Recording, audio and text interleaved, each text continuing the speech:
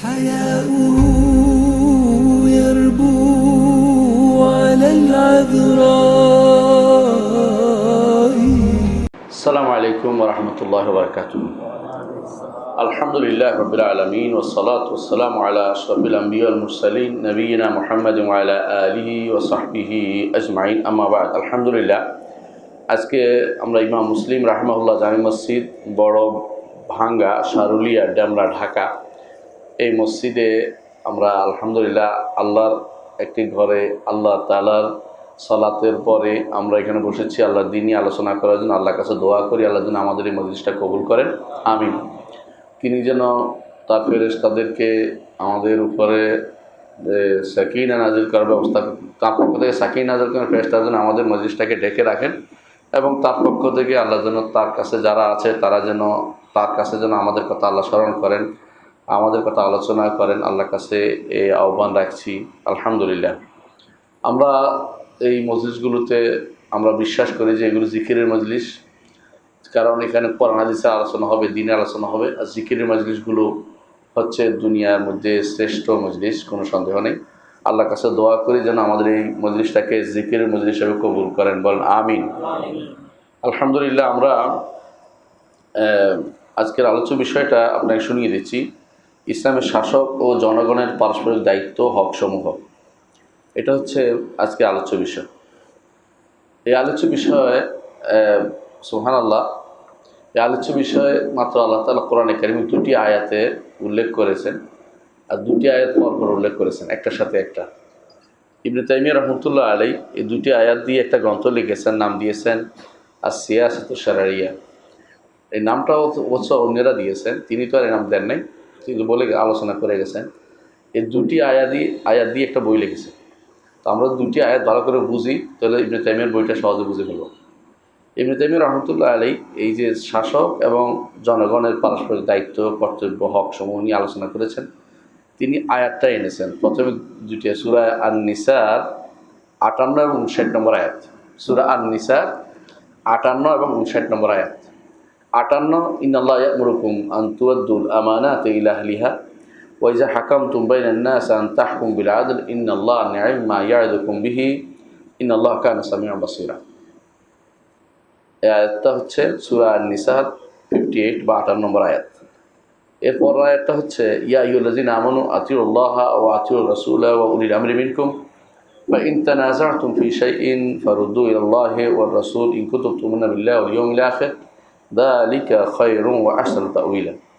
সূরা আন-নিসা 59 বা 59।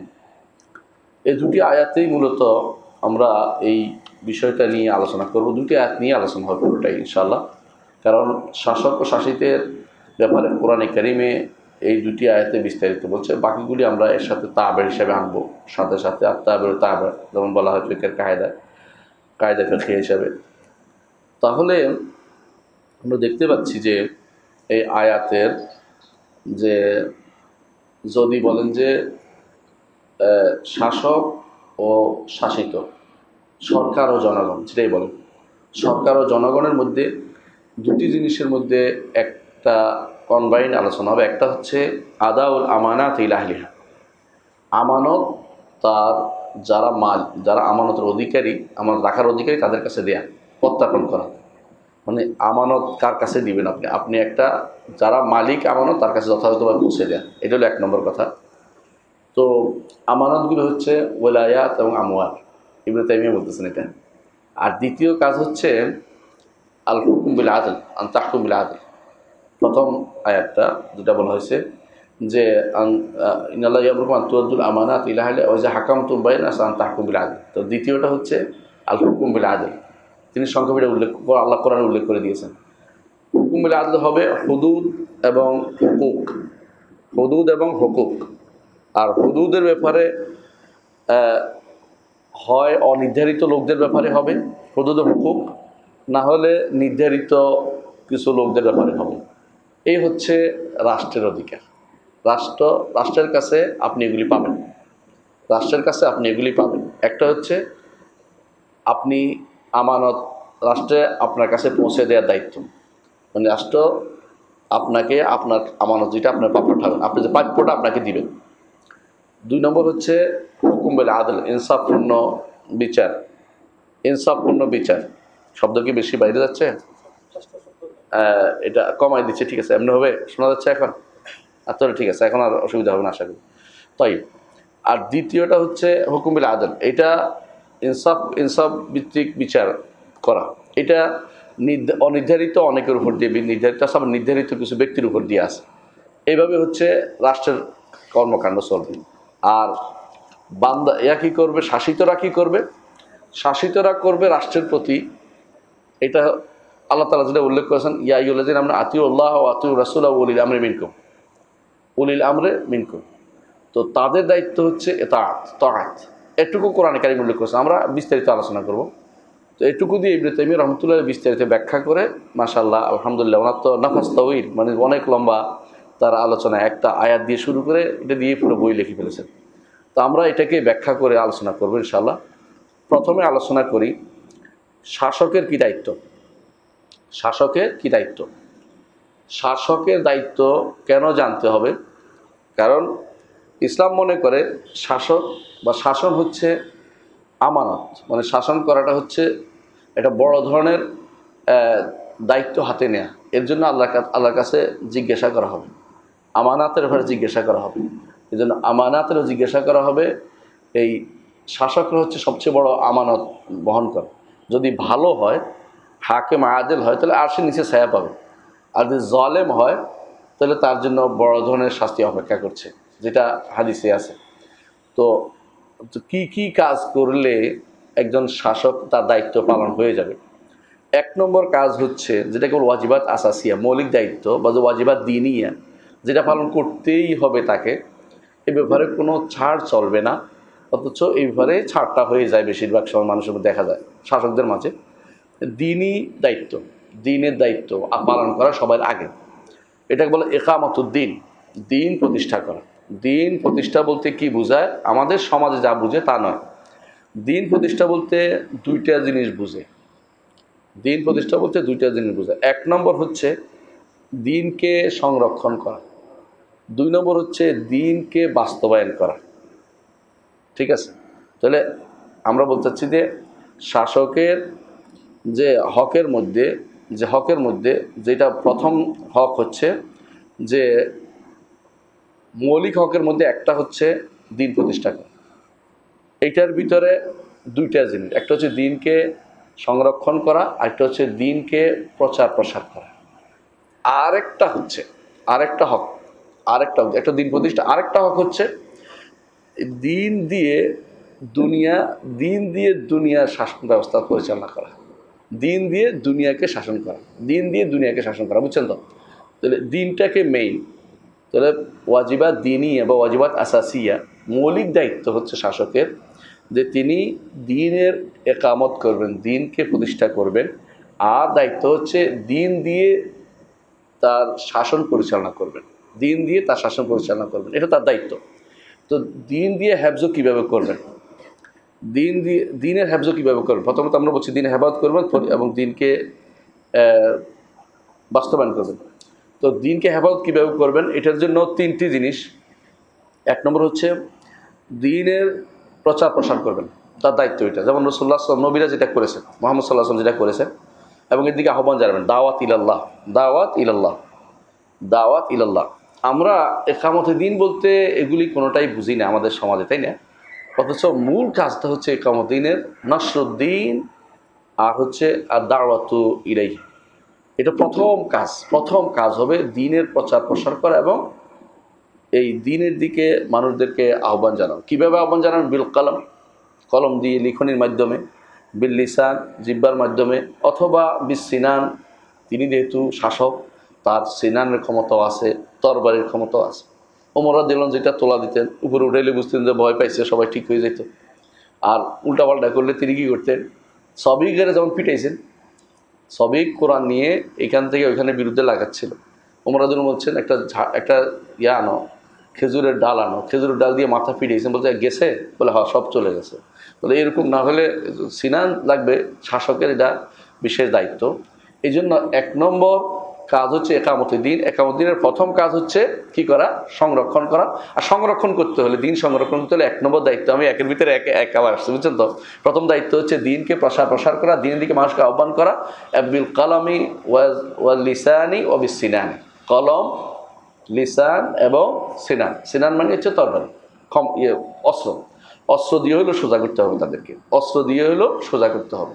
যেখানে অন্যায় আছে সেখানে অস্ত্র ব্যবহার করতে হবে। এটা তার দায়িত্বের ভিতরে পড়ে না, এটা ছাড়ের ভিতরে পড়ে না। এটা 1 নম্বর দায়িত্ব। দ্বিতীয় দায়িত্ব হচ্ছে দফর শুভ আলাবাতিল ও মহারাবাতিহা। দিনের উপরে যত রকমের সন্দেহ মানুষে নিয়ে আসবে, ধরেন এখন কোরআনি ফেরকা হয়ে যাচ্ছে এলাকার পর এলাকা, অথবা বেশিরভাগ শিয়া হয়ে যাচ্ছে, অথবা খারিজি হয়ে যাচ্ছে, অথবা অনেক মানুষ আছে যারা দিনের নামে বদ্দিনী ঢুকাই দিচ্ছে। এগুলির বিরুদ্ধে দাঁড়ানো এটা তার তৃতীয় দায়িত্ব। সন্দেহ প্রতিরোধ এটা হচ্ছে ওইটার দাওয়াত, এটা হলো কি? প্রতিরোধ করা। এটা দায়িত্ব, 2 নম্বর দায়িত্ব। 3 নম্বর দায়িত্ব হচ্ছে যে রাষ্ট্র সংরক্ষণ, অর্থাৎ এই রাষ্ট্র হচ্ছে দিনই রাষ্ট্র, যে কোনো রাষ্ট্র হিসেবে নয়। আমরা সেই আমাদের অনেকেই নিয়তের কারণে সবটা থেকে বঞ্চিত হয়। আপনারা জানেন, আপনি যদি ধরেন কোনো বাংলাদেশ রাইফেলসে চাকরি করেন, আপনি যদি নিয়ত করেন যে ইসলামী রাষ্ট্র বাংলাদেশ একটা, আমি এটা হেফাজত করতে আসি, তাহলে আপনি কিন্তু রাসূলুল্লাহ সাল্লাল্লাহু আলাইহি ওয়াসাল্লাম জালিকুম রেবাত, আপনি কি করবেন?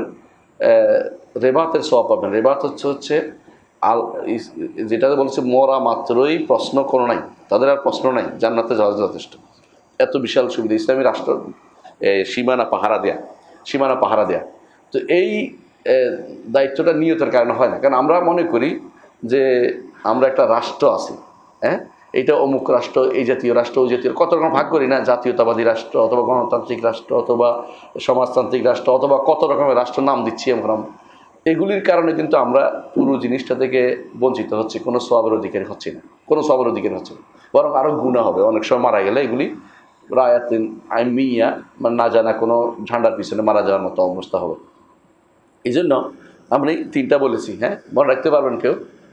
মনে করতে পারছেন কেউ? দেখি, প্রথম দায়িত্ব কি একজন শাসকের? একামতুদ্দিনের মধ্যে প্রথম দায়িত্ব কি? হেফজ করা, দিনের সংরক্ষণের কয়টা জিনিস? 3টা। 1 নম্বর হচ্ছে দাওয়াত দেয়া, 2 নম্বর হচ্ছে প্রতিরোধ করা, 3 নম্বর হচ্ছে আহসানতা, 3 নম্বর হচ্ছে ইসলামী রাষ্ট্রের, দিনী রাষ্ট্রের হেফাজত করা, এবং যাতে করে মুসলিমরা সেখানে নিরাপদে থাকতে পারে, তাদের উপরে কোনো বাইরের আক্রমণ আসতে না পারে। এটা তার প্রথম, কেন দিন হিসাবে এটা হেফাজত করতেছে সে। রাষ্ট্রের হেফাজত পরের কথা, দিন হিসাবে, দিনের উপরে যেন তার উপর আক্রমণ না হয়। 2 নম্বর হচ্ছে দিনকে বাস্তবায়ন। এই বাস্তবায়নের মধ্যে 1 নম্বর কাজ হচ্ছে আল্লাহর শরীয়তকে প্রতিষ্ঠা করা এবং তার সীমারেখা মেনে চলা। ধরেন আমাদের দেশে এখন এমন অবস্থা হয়ে গেছে যে অনেকেই বউ তালাক দিছে, ঘর করতেছে, কেউ বলতেও পারবে না, বুঝছেন না? জানে, কিন্তু বলার মতো কোনো অথরিটি নেই। আমি অনেককে দেখেছি বলে যে অমুকে, উনি বলেন যে আমার বাবাকে দেখছি, তিনি একজন, আমাকে উত্তর আরেকটা ছেলে বলতেছে, উনি তো সেভারেল টাইম বা তালাক দিচ্ছে আমার মাকে, তো তুমি কি করো? আমি কি করব? তো কেন? কয় আমাদের কোনো তালাক হয় না, আমাদের বড় লোকের কোনো তালাক নাই। ওদের এরকম অবস্থা তৈরি হয়েছে, মানে তালাক ওদের ঘরে শরীয়তের কোনো বাস্তবায়ন কোনো কিছুতে নেই। আমি শুধু একটা ছোট্ট উদাহরণ দিলাম, অন্যগুলো তো আরও বিশাল রয়ে গেছে। তো এই জন্য আল্লাহ শরীয়তকে বাস্তবায়ন করা, ছোট তালাকের মাসলা না, সব মাসলাতে, নেকার মাসলাতেও, নেকা বিয়ে যেগুলি হচ্ছে এগুলি কি শরিয়া মোতাবেক হচ্ছে? অনেকগুলো এখন যে সমস্ত বিয়ে হয় শরিয়া মোতাবেক হয় না। অনেকেই পালিয়ে গিয়ে বিয়ে করে, পরে অপকর্ম করে এসে বলে যে আমি তো পালিয়ে গিয়ে বিয়ে করছিলাম, এখন আহলে হাদিসের নীতি থেকে আমার বিয়ে হয় নাই, এখন আমি নতুন করে বিয়ে করতে চাই। আমি বলছি আচ্ছা, তালাক বউ মানছে কিনা? আবার বলে তালাক তো হয়ে গেছে, তালাকও দিয়ে ফেলে, এরপরে আমার আগে বিয়েটা হয়নি। তো আমি বলি তোমার তো এখন বেত্রাঘাত করতে হবে 100টা, তারপরে কথা বলতে হবে। তো তুমি তো জিনা করে আসছো, বিয়ে যদি না হয়ে থাকে তো জিনা, তো 100 বেত্রাঘাত করবে, তারপর তোমার কথাটা জবাব দেওয়া হবে, এরপরে জবাব দিতে পারবে না, কারণ তোমার তো বিয়ে হয় নাই বুঝলাম, কিন্তু তাহলে ঘর করছো কেমনি? তো ঘর কেমনে করছো? এটা তো একটা আরেকটা শাস্তি, তুমি মাপ পেয়ে যাবে, এটা তো ঠিক না, শাস্তি আছে তোমার। তো আল্লাহর দ্বীনের শরীয়তের বাস্তবায়ন, শরীয়তে বাস্তবায়ন। দিনের তলে দুইটা সাইডে থাকতে হলো, দিনের দাওয়াতের সাইড, একটা কি হেফাজতের সাইড, একটা কি বাস্তবায়নের সাইড। বাস্তবায়নের সাইডের প্রথম কাজ হচ্ছে শরীয়ত বাস্তবায়ন, আল্লাহ শরীয়ত বাস্তবায়ন এবং তার বিধিবিধান যথাযথভাবে পৌঁছে দেওয়া, জাকাত উসুল করা, জাকাত নেয়া এবং সেনাবাহিনী সংরক্ষণ করা, বিচার ব্যবস্থা ইসলামিকীকরণ, দিনের শরিয়ার মোতাবেক বিচার ব্যবস্থা করা এবং হুদুদ বাস্তবায়ন করা। হুদুদ মানে হচ্ছে নির্ধারিত যে সমস্ত বিচার আছে শরীয়তের, এগুলিকে যথাযথ বাস্তবায়ন করা। এটুকু পর্যন্ত তাদের 1 নম্বর দায়িত্ব। 2 নম্বর দায়িত্ব হচ্ছে মানুষদেরকে এই কাজের জন্য উদ্বুদ্ধ করা, হয় ভয়ের মাধ্যমে, না হয় এই আগ্রহ দেখানোর মাধ্যমে। ওয়াজের মাধ্যমে হোক। তার দায়িত্ব হচ্ছে এটাকে কীভাবে বাস্তবায়ন করবে। আমাদের দেশে এটা বাস্তবায়নের কোনো ব্যবস্থা নেই। আমি শুধু উদাহরণ দিয়ে বুঝাচ্ছি।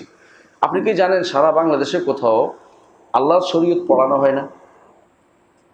কোথাও আল্লাহর শরীয়ত পড়ানো হয় না।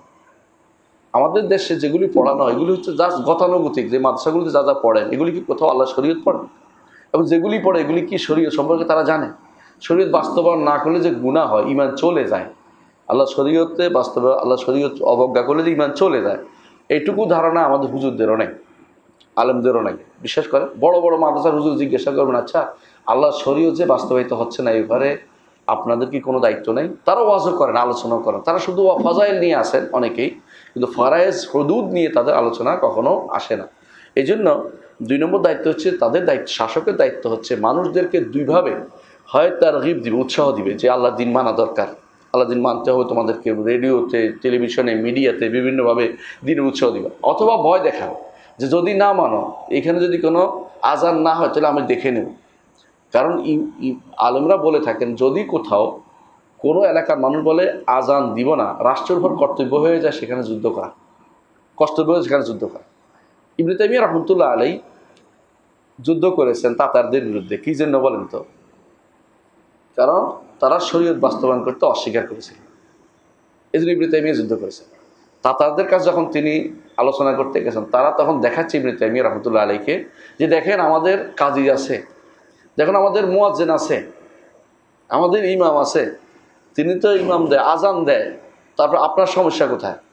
তিনি বলতেছে সমস্যা তো এটা না, আল্লাহ শরীয়ত যেখানে আত-তায়ফাতুল মানিআ মিন তাতবিক শারাইল্লাহ, যে সমস্ত গোষ্ঠী আল্লাহর শরীয়ত বাস্তবায়ন করে না তাদের বিরুদ্ধে যুদ্ধ করতে আমরা আদিষ্ট। এর প্রমাণ হচ্ছে আবু বকর রাদিয়াল্লাহু আনহু। আবু বকর রাদিয়াল্লাহু আনহু যাকাত দেয় না, আপনি বুঝছেন তো? তার বিরুদ্ধে যুদ্ধ করেছেন। ওয়াল্লাহি লা উকাতিলান্না মান ফাররাকা বাইনাস সালাতি ওয়াজ যাকাত। আল্লাহর শপথ করে বলছি, যারা সালাত এবং যাকাতের মধ্যে পার্থক্য করবে তাদের মধ্যে আমি কি করব? যুদ্ধ করব। ওই সময় তো ছিল যাকাত দেয় নাই, এখন তো সালাতে পড়ে না, এখন তো আরো ভয়াবহ অবস্থা। আপনি বুঝতে পারছেন? একটা সময় আমরা কানতাম যে যাকাত দিল না, এখন সলাৎ পড়ে না, এটার জন্য আমরা সলাৎ পড়ার জন্য সে ব্যবস্থাপনা অনেক জায়গাতে নাই। তো ব্যক্তিগত কেন্দ্রিক, আমরা ব্যক্তি সমাজ কেন্দ্রিক আমরা সলাৎ ব্যবস্থাপনা করি, কিন্তু রাষ্ট্রীয়ভাবে এটার করার দরকার ছিল যে সলাৎ না পড়লে তাদের এই শাস্তি থাকা উচিত, এরকম থাকা দরকার ছিল। এবং সলাৎ না পড়লে তার এই বিধান হবে, এই বিধান হবে, এটা কঠিনভাবে থাকা উচিত। হয় তারগীবান হয় তারহিবান, অর্থাৎ হয় ভয় দেখিয়ে, না হয় আগ্রহ দেখিয়ে, পুরস্কার দিয়ে, যেভাবে হোক যারা এটা করবে তাদেরকে নিয়োগ দেব। যারা নামাজ সালাত আদায় করে না তারা এ হইতে পারবে না। যেমন ইসলামী রাষ্ট্রে যে সালাত আদায় করে না সে ইসলামী রাষ্ট্রের কোনো পদে থাকতে পারে না, এটাই নিয়ম।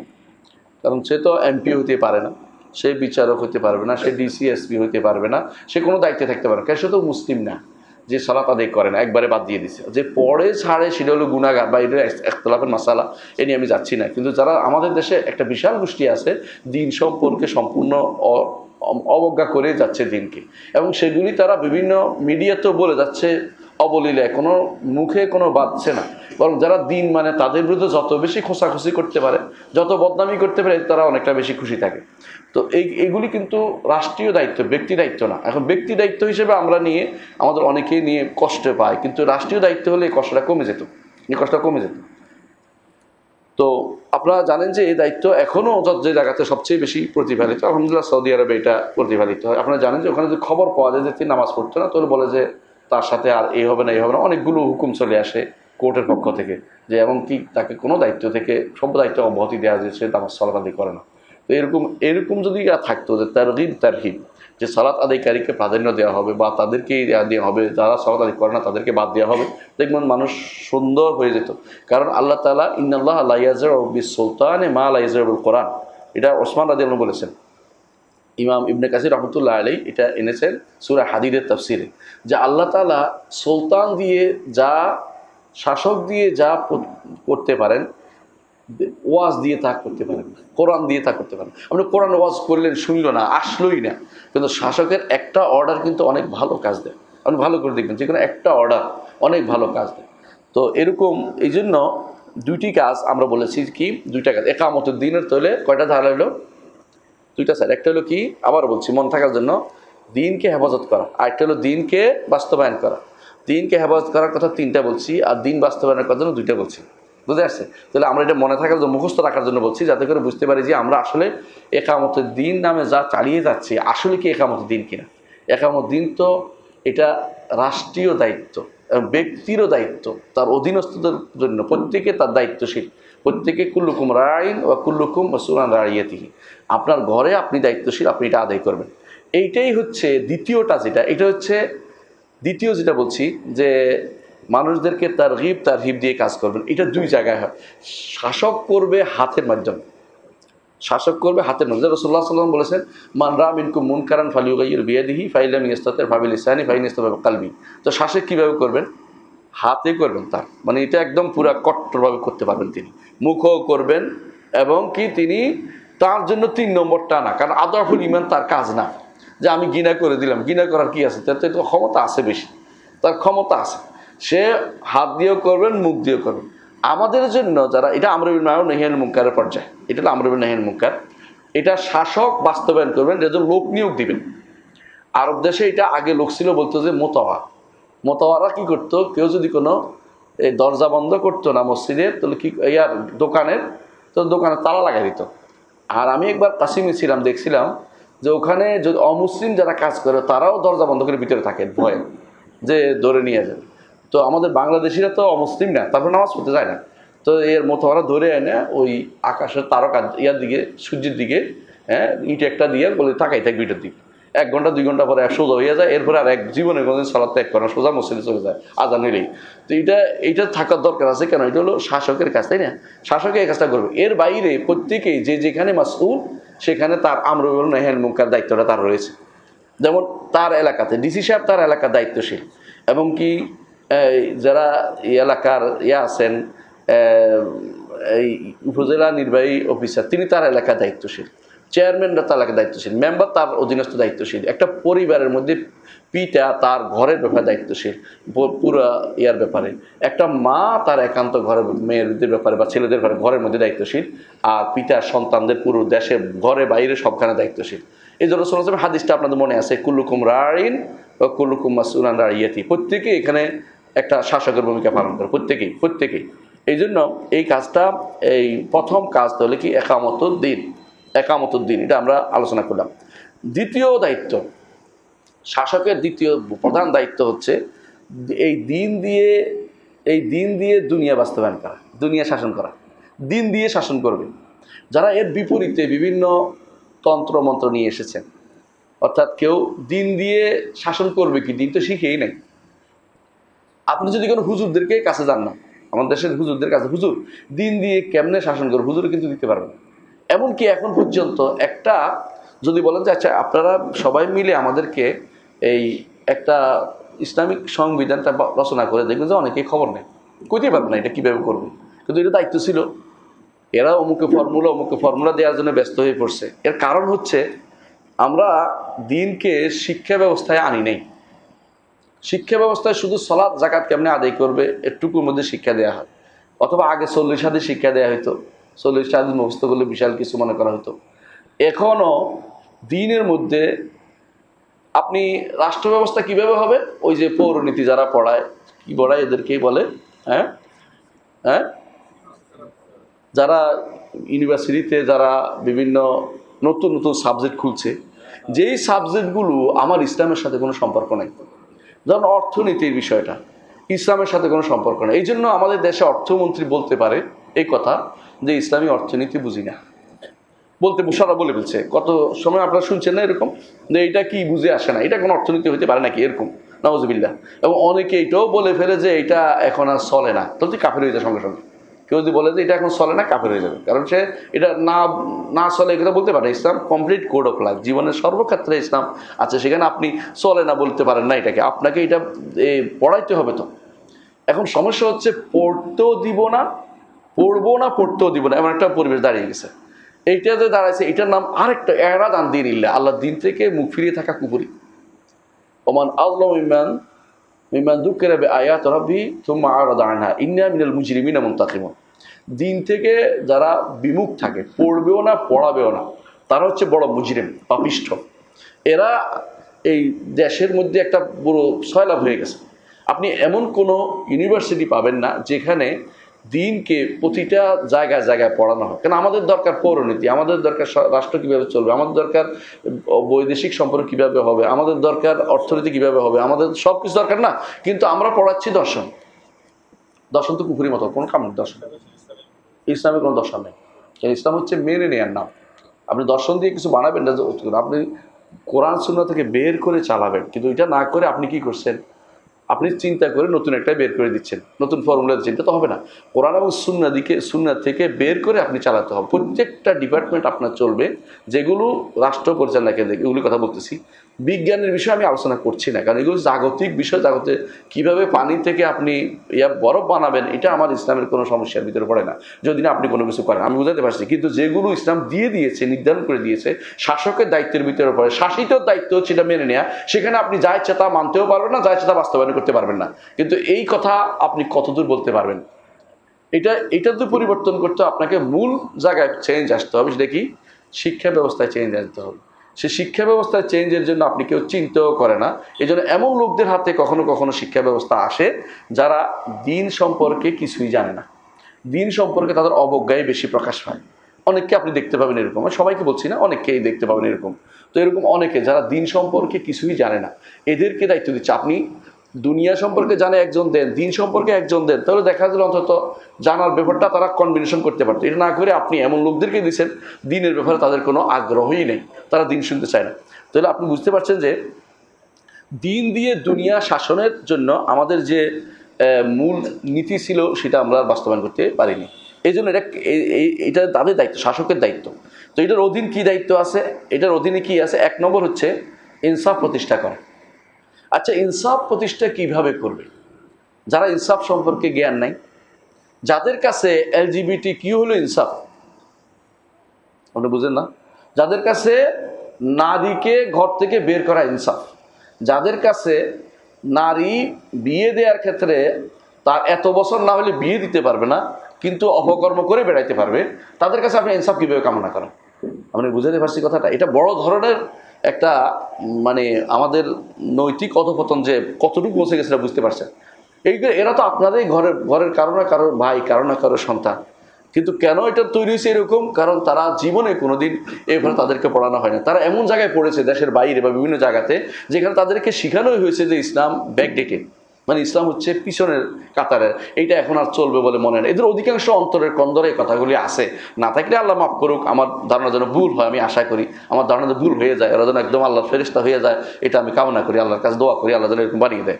কিন্তু দেখা যাচ্ছে এদের মধ্যে আদল এবং রাফুল জুলুম যদি হতে হয়, প্রথম এক নম্বর হচ্ছে আদল কায়েম করতে হবে, জুলুম দূর করতে হবে। আদল এবং জুলুমের যে সংজ্ঞা, ইসলামিক সংজ্ঞাটাকে আপনাকে নিতে হবে। বুঝে আসছে কথাটা? আদল এবং জুলুমের সংজ্ঞাটা ইসলামিক নিতে হবে। আমাদের দেশে এখনো দুজনের সম্মতিতে অপকর্ম হইলে এইটা কোনো জুলুম না, আছে না এটা আমাদের দেশে? আপনি আইনে এটাই দেখবেন।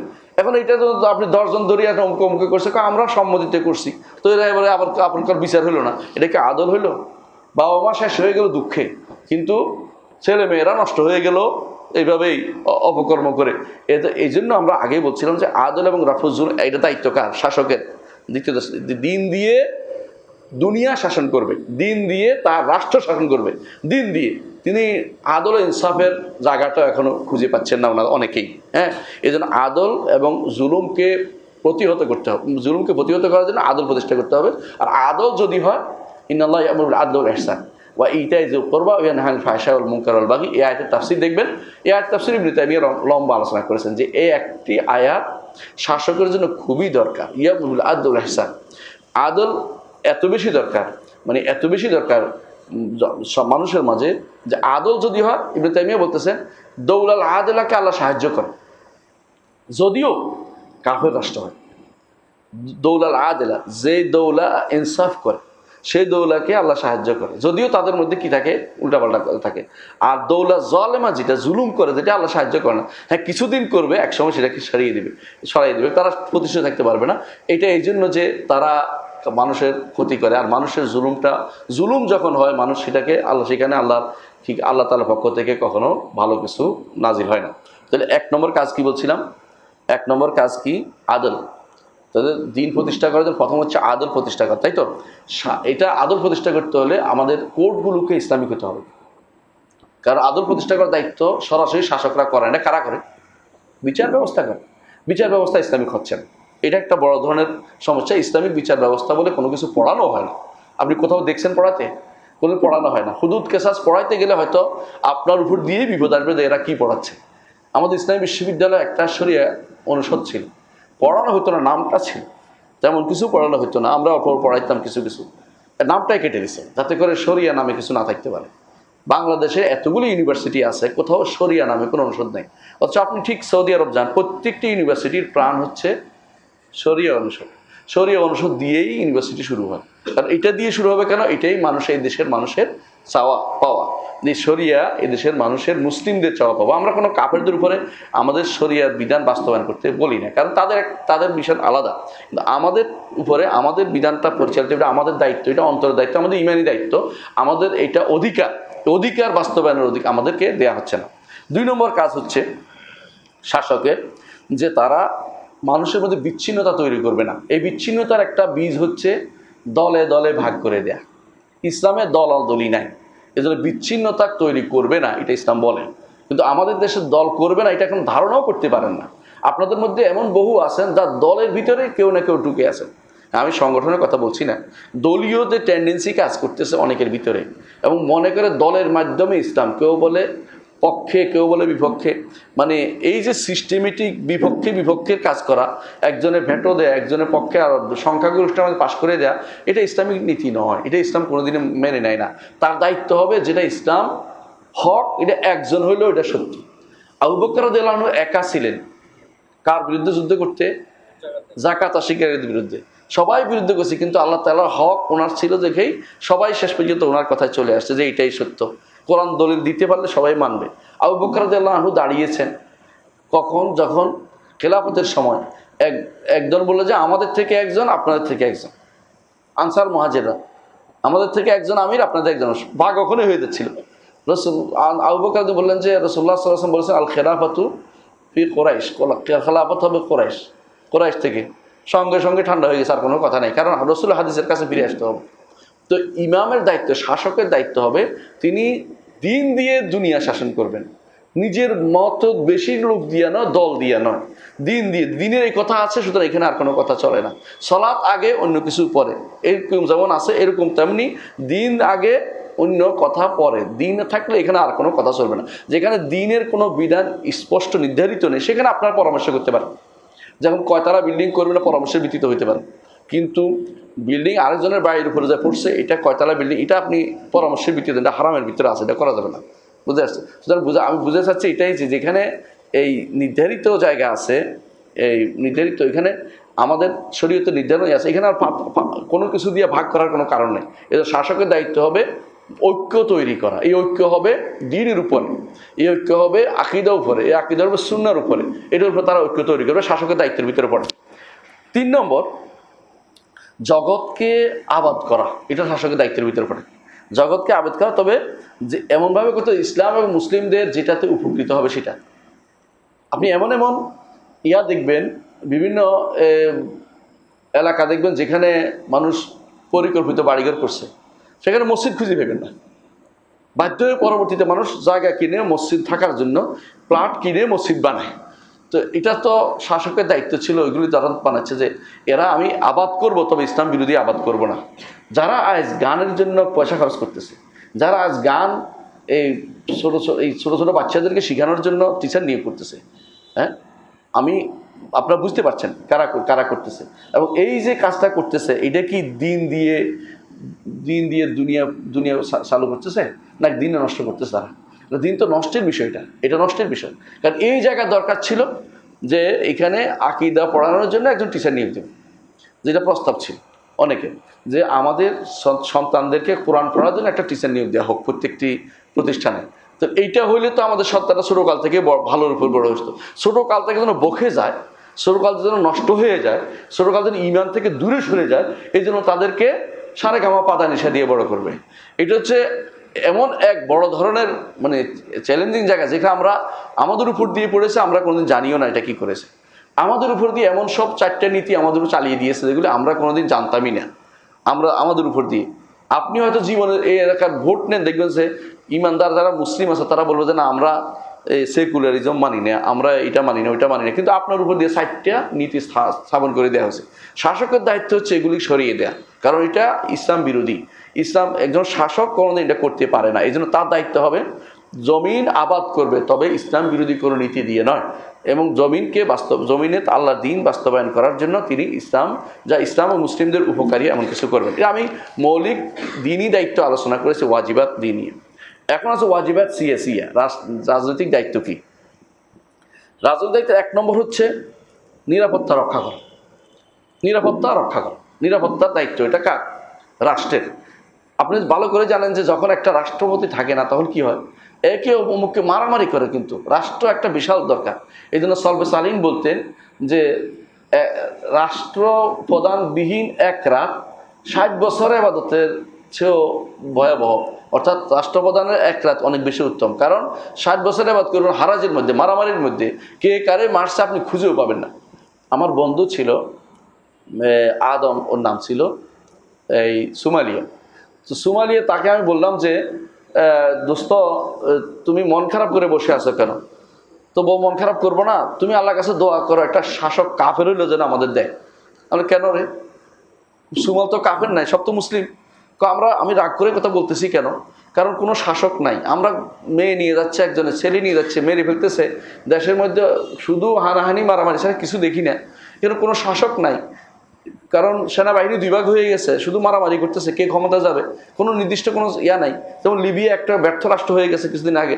এই জাতীয় জিনিসগুলো যখন শাসক থাকা কিন্তু জরুরি। নিরাপত্তার জন্য শাসন ব্যবস্থা প্রতিষ্ঠা থাকা জরুরি। শাসকের যা রাজনৈতিক দায়িত্বের মধ্যে 1 নম্বর দায়িত্ব হচ্ছে কি বলেছি?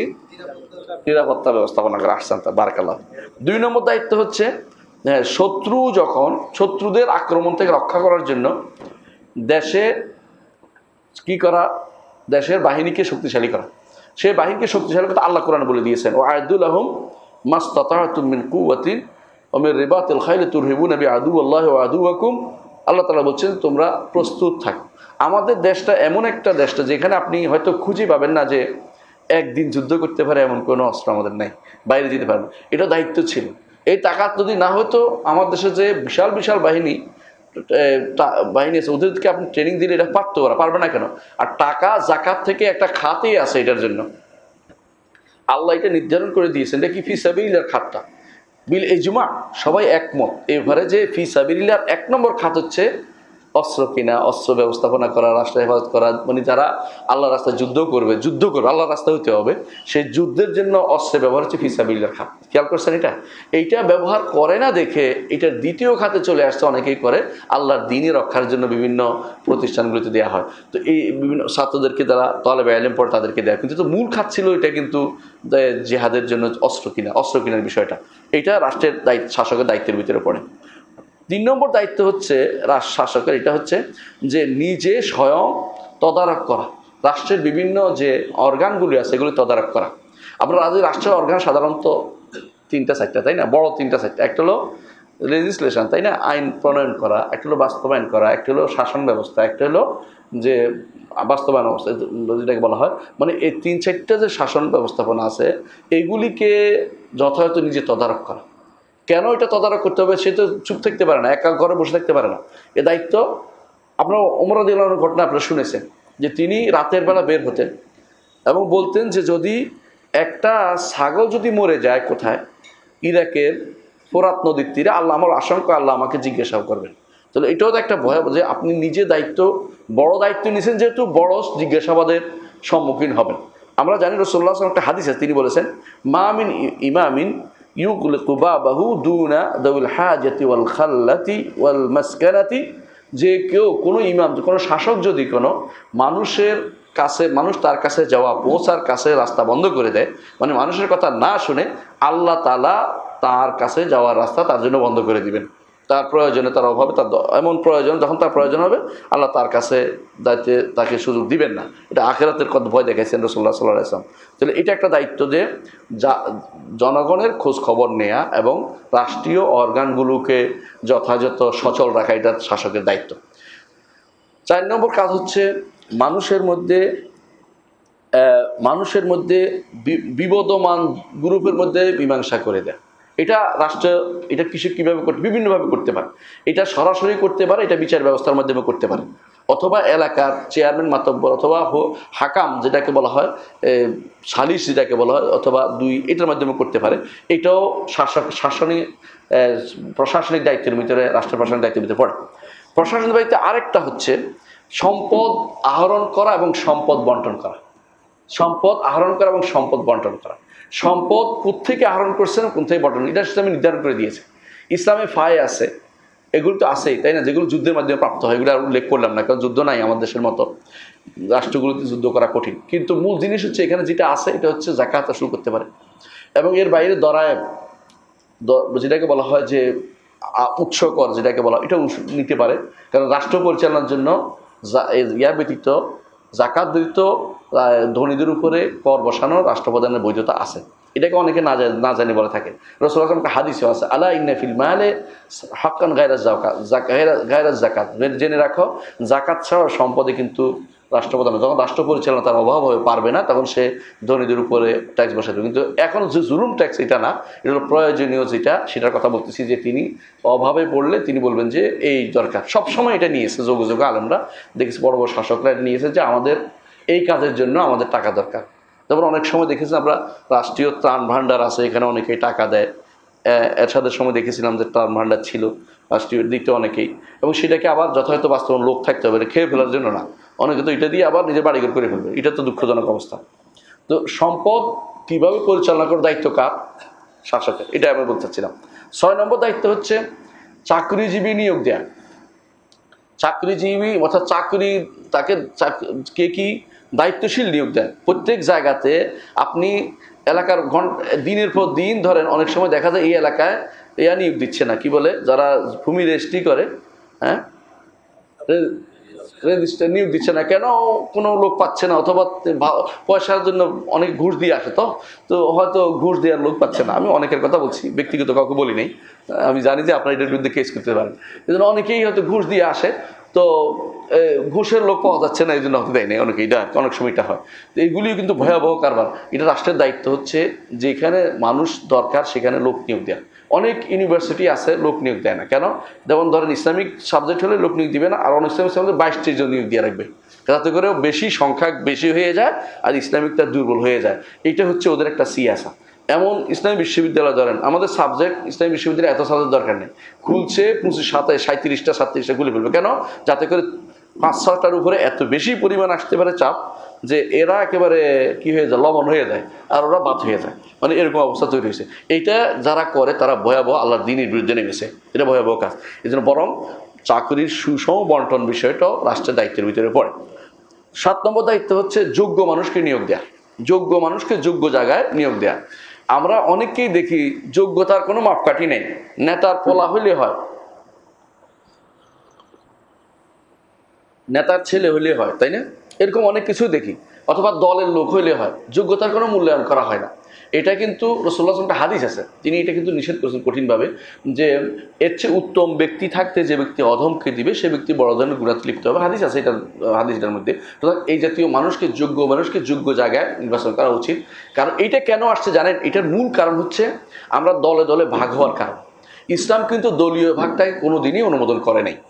একটা বিরোধী দল হবে, 3টে বিরোধী দল হবে, একটা নির্বাচন করবে, মারামারি করবে, তারপরে একে অপরের হচ্ছে সাঁড়াশি কেমনে তাড়াই দিবে, এটা এই জাতীয় চিন্তা ইসলাম কোনোদিনই আসে না। এটা যতদিন আসছে, যে যখন আর ঢুকছে মুসলিমদের ভিতরে, কার থেকে ঢুকছে? এটা কাফেরদের থেকে ঢুকছে। এটা কোনোদিন মুসলিমদের কোনো চিন্তা চেতনা ছিল না। তখন থেকে আমাদের মূল উদ্দেশ্যটাকে আমরা ব্যাহত হয়ে গেছে। ইসলামের যে শান্তিটা ছিল, শান্তিটা চলে গেছে। এখন আমাদের মাথার ভিতরে আছে 5 বছর পরে আমি আসবো, ওই 5 বছর উনি আসবে।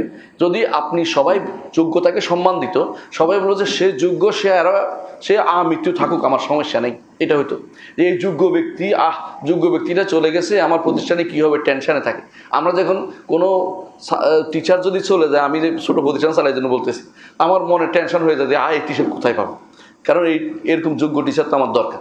তো এরকম রাষ্ট্রের দরকার, এরকম যোগ্য লোক চলে যাচ্ছে, এটা তার জন্য দুঃখের বিষয় হওয়া দরকার, যুগের বিষয় হওয়া দরকার। এই জন্য রসুল ওমর রাদিয়াল্লাহু আনহু কী করতেন, না ওনার কথা বলছি, আমের আল জার্রাহ, আবু উবাইদা আল জার্রাহ, ওনাকে পাঠিয়েছেন যুদ্ধের জন্য। হ্যাঁ, খালিদ সাইফুলের জায়গাতে যুদ্ধের জন্য পাঠিয়েছেন। যুদ্ধের জন্য পাঠিয়েছেন কেন? যে আমানতদার দরকার। রাসূলুল্লাহ সাল্লাল্লাহু আলাইহি ওয়াসাল্লাম বলছে আমিনু হাযিল উম্মাহ, এরকম লোকের দরকার। এরকম তিনি বলেন নাই যে আমার দলের না ওই দল, এটা বলে করেন নাই। যেমন ধরেন ওসমান রাদিয়াল্লাহু আনহু, তিনি খলিফা হয়েছেন, এইখানে কিন্তু ভোটাভুটি হয়েছে, মানে এই ভোট আপনাদের ভোট না। তো মানে কাকে নিয়োগ করবে, 2জন আছে, কেউ দাঁড়ায় নাই। একজন হচ্ছে কে আলী রাদিয়াল্লাহু, একজন হচ্ছে ওসমান রাদিয়াল্লাহু। তো এখন 2জন বলছে আমি এর সমর্থন, বলে যাচ্ছে আমি এর সমর্থন করে হয়ে গেছে। এরপরে কি 2জনে ভাগাভাগি ছিল সবসময়? না, পরে সহযোগী হয়ে গেছে। এগুলো ইসলামের নীতি। আপনাকে ভালো কাজে সহযোগিতা করতে হবে। তাআওয়ানু আলাল বিররি ওয়াত তাকওয়া ওয়ালা তাআওয়ানু আলাল ইসমি ওয়াল উদওয়ান, এই নীতি চলতে হবে। আমি শেষ করবো ইনশাআল্লাহ, দেরি করবো না। 8 নম্বর যে দায়িত্ব, সেটা হচ্ছে যে ইয়াদের প্রতি, জনগণের প্রতি কোমল হতে হবে। জনগণের প্রতি কোমল হতে হবে, তাদের কল্যাণকামী হতে হবে, এবং তাদের পিছু লাগা যাবে না। পিছু লাগা বুঝেন তো? জনগণের ক্ষতি হয়, তাদের বিরুদ্ধে লোক লাগিয়ে রাখা, তাদেরকে কিভাবে দমিয়ে রাখতে হবে, এই চিন্তা চেতনা বন্ধ করতে হবে। কারণ রাসূলুল্লাহ সাল্লাল্লাহু আলাইহি ওয়াসাল্লাম একটা হাদিসে তিনি বলেছেন, আল্লাহ আমার উম্মতের মধ্যে কাউকে দায়িত্বশীল আমার উম্মতের উপর কেউ হয়, সে তাদের উপরে কঠোর, আল্লাহ আপনি তার উপরে কঠোরতা আরোপ করবেন। কঠিন আর যদি যেজন কোমল হয়, আল্লাহ আপনি তার প্রতি কোমলতা আরোপ করবেন। এটা সহিহ হাদিস, সুতরাং বোঝা গেল। এবং রাসূলুল্লাহ সাল্লাল্লাহু আলাইহি ওয়াসাল্লাম একটা হাদিস আছে, ইন্না শাররা রিয়াল হুতামা, ওই সমস্ত অভিভাবক যারা মানুষের অভিভাবক হয়, মানুষের শাসক হয়, এদের মধ্যে খারাপ হচ্ছে যারা মানুষকে কষ্ট দেয়। যে মানুষের কষ্ট দেওয়ার চিন্তা থাকতে, মানুষকে কোমলতা কিসে আসবে? শরঈ বিধানের ভিতরে কোমলতা। আবার এটা নয় যে মানুষের ছাড় দিলাম, যা ইচ্ছা তা করুক, এটা কোমলতা নয়। মানুষকে অবশ্যই শরঈ বিধানের অধীনে রেখে তাদের কোমলতা শিক্ষা দিতে হবে। 9 নম্বর হচ্ছে তাদের জন্য নিজে কোদোয়া হবে। নিজে কোদোয়া মানে নিজে আদর্শ হবে। তাকে দেখে শিখতে হবে, আপনারা জানেন যে একবার দুর্ভিক্ষ লাগছে, ওমর রাদিয়াল্লাহু আনহু নিজে না খেয়ে আছেন কয়েকদিন ধরে। কেন? মানুষ খেতে পাচ্ছে না, আমি কেমনে খাই? এই যে অবস্থা যদি আমাদের শাসকদের মধ্যে তৈরি হতো, তাহলে আমাদের শান্তির অভাব হতো না। 10 নম্বর হচ্ছে যে অবশ্যই আপনাকে মাসলাহাত দেখতে হবে, জাতির মাসলাহাত দেখতে হবে, যে এদের মাসলাহাত কি, যুদ্ধে লাগিয়ে দেওয়া না যুদ্ধ বন্ধ করা। যেমন আমরা এই কিছুদিন আগে যে যুদ্ধ হয়েছে, তারা বুঝছে, আলহামদুলিল্লাহ, সৌদি আরব শাসক বুঝছে যে যুদ্ধ লাগিয়ে দেওয়া কোনো আমাদের মাসলাহাতের ভিতরে পড়ে না। এটা হচ্ছে ইসরায়েলের যুদ্ধ। এই যুদ্ধে আমরা অংশগ্রহণ করার কোনো মানেই হয় না। এই জন্য তারা এখানে একেবারেই বিমুখ ছিলেন, এটা বুঝছে মাসলাহাত। কিন্তু আপনার দেশের লোক হলে যুদ্ধ করার জন্য 2জন ফাটাইতো যে যুদ্ধ করে আসো, অথচ এখানে একটা বোমা পড়লে কিন্তু পুরো এলাকা নিস্তেনাবুদ হয়ে যাবে, এত বোমা ওরা জমা করছে। তাহলে আপনি বুঝতে পারেন, এমনকি এরা ধরে নিতেও কোনো মানুষ লাগে না, আর ঠিকই আসা 3-4 জন উঠেই আপনার লিয়ে চলে যাবে, এরকম অবস্থা। তাদের অস্ত্রভাণ্ডার যেভাবে আশেপাশ, তাদের যে তাদের কি বলে যে হয়েছে, হ্যাঁ, প্রযুক্তি যত উন্নত হয়েছে, সেখানে আপনি যুদ্ধ করার চেয়ে আপনি যুদ্ধ না করে কিভাবে থাকতে পারবেন, কিভাবে জাতি আপনার উম্মতকে, আপনার গোষ্ঠীকে রক্ষা করতে পারে, আপনার দায়িত্বের ভিতরে পড়ে। এটা মূল দায়িত্বের ভিতরে পড়ে। তো এই হচ্ছে 10টা কথা আমি আলোচনা করেছি। এগুলি কার দায়িত্ব, কার কাজ? শাসিতের কাজ বেশি লম্বা না, কয়েকটা বলবো। 1 নম্বর কাজ হচ্ছে আনুগত্য করতে হবে। দলিল আল্লাহ তাআলা কোরআনে কারীমে বলেছেন, আমরা ওই যে আয়াতটা পড়েছি, ইয়া আইয়ুহাল্লাযীনা আমানু, অর্থাৎ 59 নম্বর আয়াত, ইয়া আইয়ুহাল্লাযীনা আমানু আতিউল্লাহ ওয়া আতিউর রাসূলা ওয়া উলিল আমরি মিনকুম ফাইন তানাযাতুম ফি শাইইন ফারুদ্দু ইলাল্লাহি ওয়া রাসূলি ইন কুনতুম তু'মিনুনা বিল্লাহি ওয়াল ইয়াউমিল আখির যালিকা খায়রুন ওয়া আহসানু তাওয়িলা। তবে দেখেন, এই আয়াতের মধ্যেই বলা হয়েছে যে আগে আল্লাহর আনুগত্য করতে হবে, তারপর রাসূলের, তাই না? আল্লাহ রাসূলের, তারপরে কার? শাসকের যদি শাসক কোনো ব্যাপারে শাসকরা বিরোধ করে কোথায় যেতে হবে? আল্লাহ রাসূলের দিকে। এর অর্থ হচ্ছে এইখানে ফিরে যাওয়ার জায়গাটা আমাদের দেয়া হয়েছে সব সময়। আলহামদুলিল্লাহ আমাদের কোরআন আমাদের কি সংরক্ষিত, আমাদের হাদিস সংরক্ষিত, ফিরে যাওয়ার জায়গা আমাদের কোনো সমস্যা নেই। যেটা পারে না কারা? খ্রিস্টানরা পারে না, তাদের বই নষ্ট, তাদের কিতাবের মধ্যে সত্যতা নাই, এখন ভুল ঢুকে আছে এবং কমপ্লিট না, তাদের দিনের মধ্যে কমপ্লিট কোনো কিছু নাই। যে অন্য ধর্ম তো মোটেই খবর নাই। হ্যাঁ, ইহুদিরা তাদের ধর্ম দিয়ে ফিরে যায়, কিন্তু ভুল তথ্য, তাদের ইহুদির ধর্ম, তাদের যে ভুলের মধ্যে তাদের যে গ্রন্থ আছে এটাও বিকৃত, এবং তারা যে তালমুদ শুনে এটা তো শয়তানের আবিষ্কার, তালমুদের ভিতরে আজে বাজে কথা ভর্তি। তো এই জাতীয় জিনিসের ভিতরে ফিরে যাওয়ার তো সুযোগ নেই। আল্লাহ তাআলা আমাদেরকে দুইটা উৎস দিয়েছে, সবচেয়ে সুন্দর উৎস, একটা কি কোরআন, একটা কি সুন্নাহ, এবং সবচেয়ে শুদ্ধ এবং কিয়ামত পর্যন্ত হেফাজত দায়িত্ব আল্লাহ নিয়েছেন। ইন্না নাহনু নাযালনা যিকরা ওয়া ইন্না লাহু লাহাফিজুন। শুধু আমরা ফিরে যেতে অসুবিধা কোথায়? কিন্তু মন মানসিকতা নাই বলেই অনেকেই সেটার দিকে ফিরে যায় না। দ্বিতীয়ত রাসূলুল্লাহ সাল্লাল্লাহু আলাইহি ওয়াসাল্লাম বলেছেন, যে কেউ আমার আনুগত্য করলো সে আল্লাহর আনুগত্য করলো, যে কেউ আমার অবাধ্য হলো সে আল্লাহর অবাধ্য হলো, যে কেউ আমার আমির এতাআত করলো সেই ব্যক্তি আমার এতাআত করলো, আনুগত্য করলো, যে ব্যক্তি আমার আমিরের অবাধ্য হলো সে আমার অবাধ্য হলো। এটাও মুত্তাফাকুন আলাইহি, বুখারী মুসলিম হাদিস। আরেকটা হাদিসে রাসূলুল্লাহ সাল্লাল্লাহু আলাইহি ওয়াসাল্লাম বলেছেন, এটাও বুখারীতে আসছে, যে তোমরা আনুগত্য করো এবং শোনো এবং আনুগত্য করো, যদিও তোমাদের উপর দিয়ে কি হয়, একটা হাবশি গোলাম তোমাদের উপরে কর্তৃত্ব পায়। আরও বলছেন রাসূলুল্লাহ সাল্লাল্লাহু আলাইহি ওয়াসাল্লাম, আমার পরে তোমরা দেখতে পাবে তোমাদের উপরে অন্যকে প্রাধান্য দেওয়া হচ্ছে, আমার পরে তোমরা দেখতে পাবে তোমাদের উপর অন্যকে প্রাধান্য দেওয়া হচ্ছে। রাসূল বলছেন, এবং উমুরুন তুনকিরুনা, এমন কিছু দেখবে যেটা তোমরা পছন্দ করেন, তোমাদের জন্য ভালো মনে হয় না। ক্বালু, সাহাবায়ে কেরাম বলেন, ইয়া রাসূলুল্লাহ ফামা তা'মুরুনা, যখন আমরা কেউ এরকম পাইলে কি করব? রাসূল বলছেন, তুআদ্দুনাল হাক্কাল্লাযী আলাইকুম, তোমাদের দায়িত্ব হচ্ছে তোমাদের উপর যে হক আছে এটা দান করা। এটা কি? সামরাত তাআ, আনুগত্য করবেন এবং মেনে নেবেন। এটা বলবো, কতটুকু সীমা বলবো। হ্যাঁ, কিন্তু ওয়া তাসআলুনাল্লাহ আল্লাযী আলাইকুম, যেটা তোমরা পাও নাই আল্লাহর কাছে, আল্লাহ যেন ব্যবস্থা করে দেয়। তো তোমার এই মারামারি হানাহানি করার তোমাদের জন্য বৈধতা নেই। এটা এক হাদিস। 4 নম্বর হাদিসে রাসূলুল্লাহ সাল্লাল্লাহু আলাইহি ওয়াসাল্লাম বলেছেন যে, সাহাবী বলতেছেন যে আমরা রাসূলের হাতে বায়াত করেছি শুনবো এবং আনুগত্য করার জন্য, যে ভালো অবস্থায় মন্দ অবস্থায় সর্ব অবস্থায় আমাদের উপরে অন্যকে প্রাধান্য দেওয়া অবস্থায় আমরা আনুগত্য করব, তাদের সাথে আমরা এই ক্ষমতা নিয়ে মারামারিতে লিপ্ত হব না, এবং হক বলবো, তবে হক বলবো যেখানে হকটা বলে দেব। আমরা যেমন হক বলতেছি, হক বলার দায়িত্ব আমাদের, হক বলার দায়িত্ব বলছে, কিন্তু বলে নেই যে তোমরা সমালোচনা করে মারামারি করে বলেনি। খেয়াল করেন জিনিসটা, শব্দটা। তবে তিনি বলছেন যে ইল্লা আন তারাও কুফরাম বাবা, তবে যদি দেখো যে একেবারে কুফুরি, ভয়াবহ কুফুরিতে আছে, তো ওয়াইন্দাকুম মিনাল্লাহি ফি বুরহান, এবং স্পষ্ট তোমাদের প্রমাণ আছে, তখন তোমরা সামর্থ্য আনাই সেটা শুনতে পারবে না। কিন্তু কি করতে হবে এটা অন্য বর্ণনায় এসেছে। তো মনে করতে, এবং তাদের বিরুদ্ধে বের হওয়া যাবে না, এটাও একটা তাদের নীতি।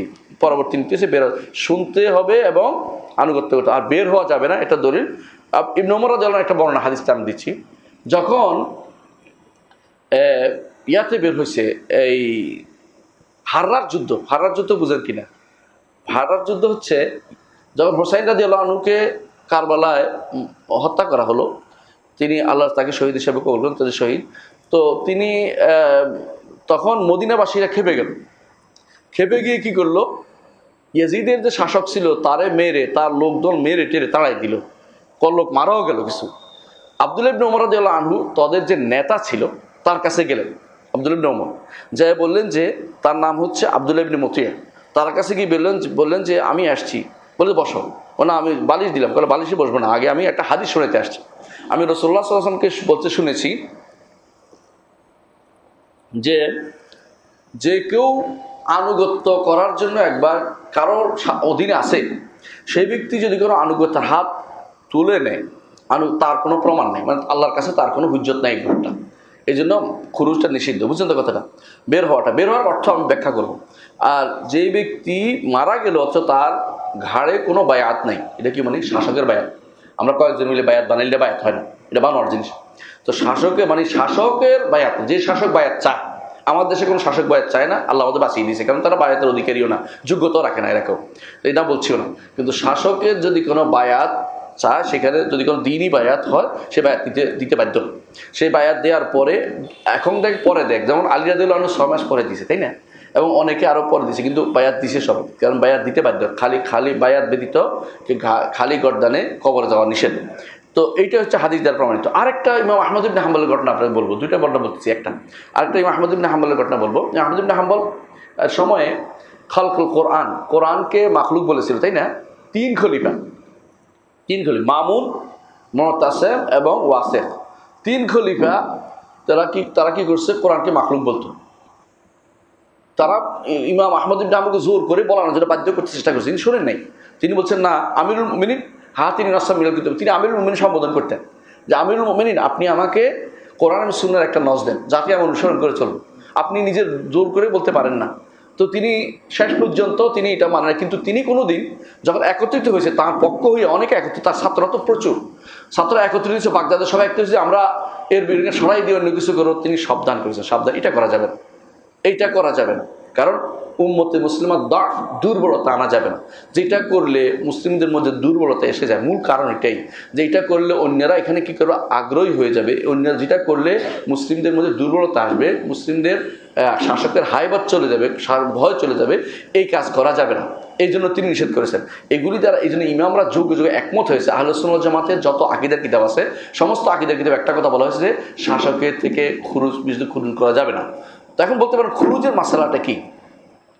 খুরুজ বলা হয় সশস্ত্র সংগ্রামকে,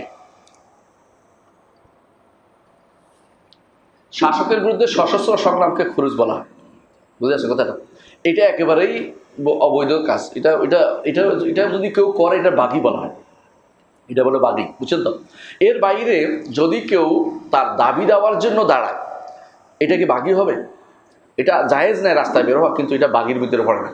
বাগী হত্যা করতে বলছে, এদেরকে হত্যা করতে বলা হয়, এদেরকে বুঝিয়ে শুনিয়ে ঠান্ডা করতে বলেছে, এদের মারতেও বলে না এদেরকে শরীয়তে। বাগী যারা তাদেরকে প্রথমে আলোচনা হবে, তারপর যদি না শুনে যুদ্ধ করার অনুমতি আছে। কিন্তু খারেজি যারা খারেজি একটা গোষ্ঠীর আকীদাগত যাদের বিরোধ, বাগী এবং খারেজিদের মধ্যে পার্থক্য হচ্ছে বাগীরা হচ্ছে দাবি দেওয়া নিয়ে নামে, আর খারেজিরা হচ্ছে আকীদাগত বিষয় নিয়ে নামে, বুঝছে? মূল পার্থক্যটা এখানে। তো এরা যখন নামে, এরা এই খারিজদেরকে কিন্তু আলী রাদিয়াল্লাহু আনহু কিন্তু দমন করেছে, যুদ্ধ করে দমন করেছে, কিন্তু ওসমান রাদিয়াল্লাহু আনহু বাগীদের মধ্যে দমনে যান নাই। তিনি আলোচনা চাইছেন, আলোচনা শুনে নেয়, নিজে মারা গেছেন, তারপরেও তিনি যান নাই, কারণ তিনি রক্ত প্রবাহিত করতে চান নাই। কিন্তু এটা জায়েজ আছে ততক্ষণ পর্যন্ত তারা ফিরে আসবে, কিন্তু প্রথমে আলোচনার বিষয়টা বলা হয়েছে। এই জন্য আলোচনাটা আগে চালাতে হবে, পরে তাদেরকে না হলে একেবারেই শান্ত করার জন্য যুদ্ধ করতে পারবে, রাষ্ট্র শান্ত করার যুদ্ধ করতে পারবে। আর যারা এই এত কিছু চায় না, জুলুমের প্রতিকার চাচ্ছে, এটা দেখতে হবে ভালো করে। কোনো একটা জুলুম হচ্ছে, জুলুমের প্রতিকার চাচ্ছে, এইটাকে আপনি বাগিও বলতে পারবেন না, খারিজিও বলতে পারবেন না, এইটা তাদের অধিকার বলার। কিন্তু প্রশ্ন হচ্ছে এটা কীভাবে বলবে, বলার পদ্ধতিটা নিয়ে হচ্ছে সমস্যা। আপনি যদি জনজীবন অতিষ্ঠ করে তোলেন, যেমন হরতাল দিলেন, অথবা ধর্মঘট দিলেন, অথবা এমন কাজ করলেন যার কারণে রাষ্ট্রের ক্ষতি হয়ে গেল, এইটা কিন্তু করা যাবে না।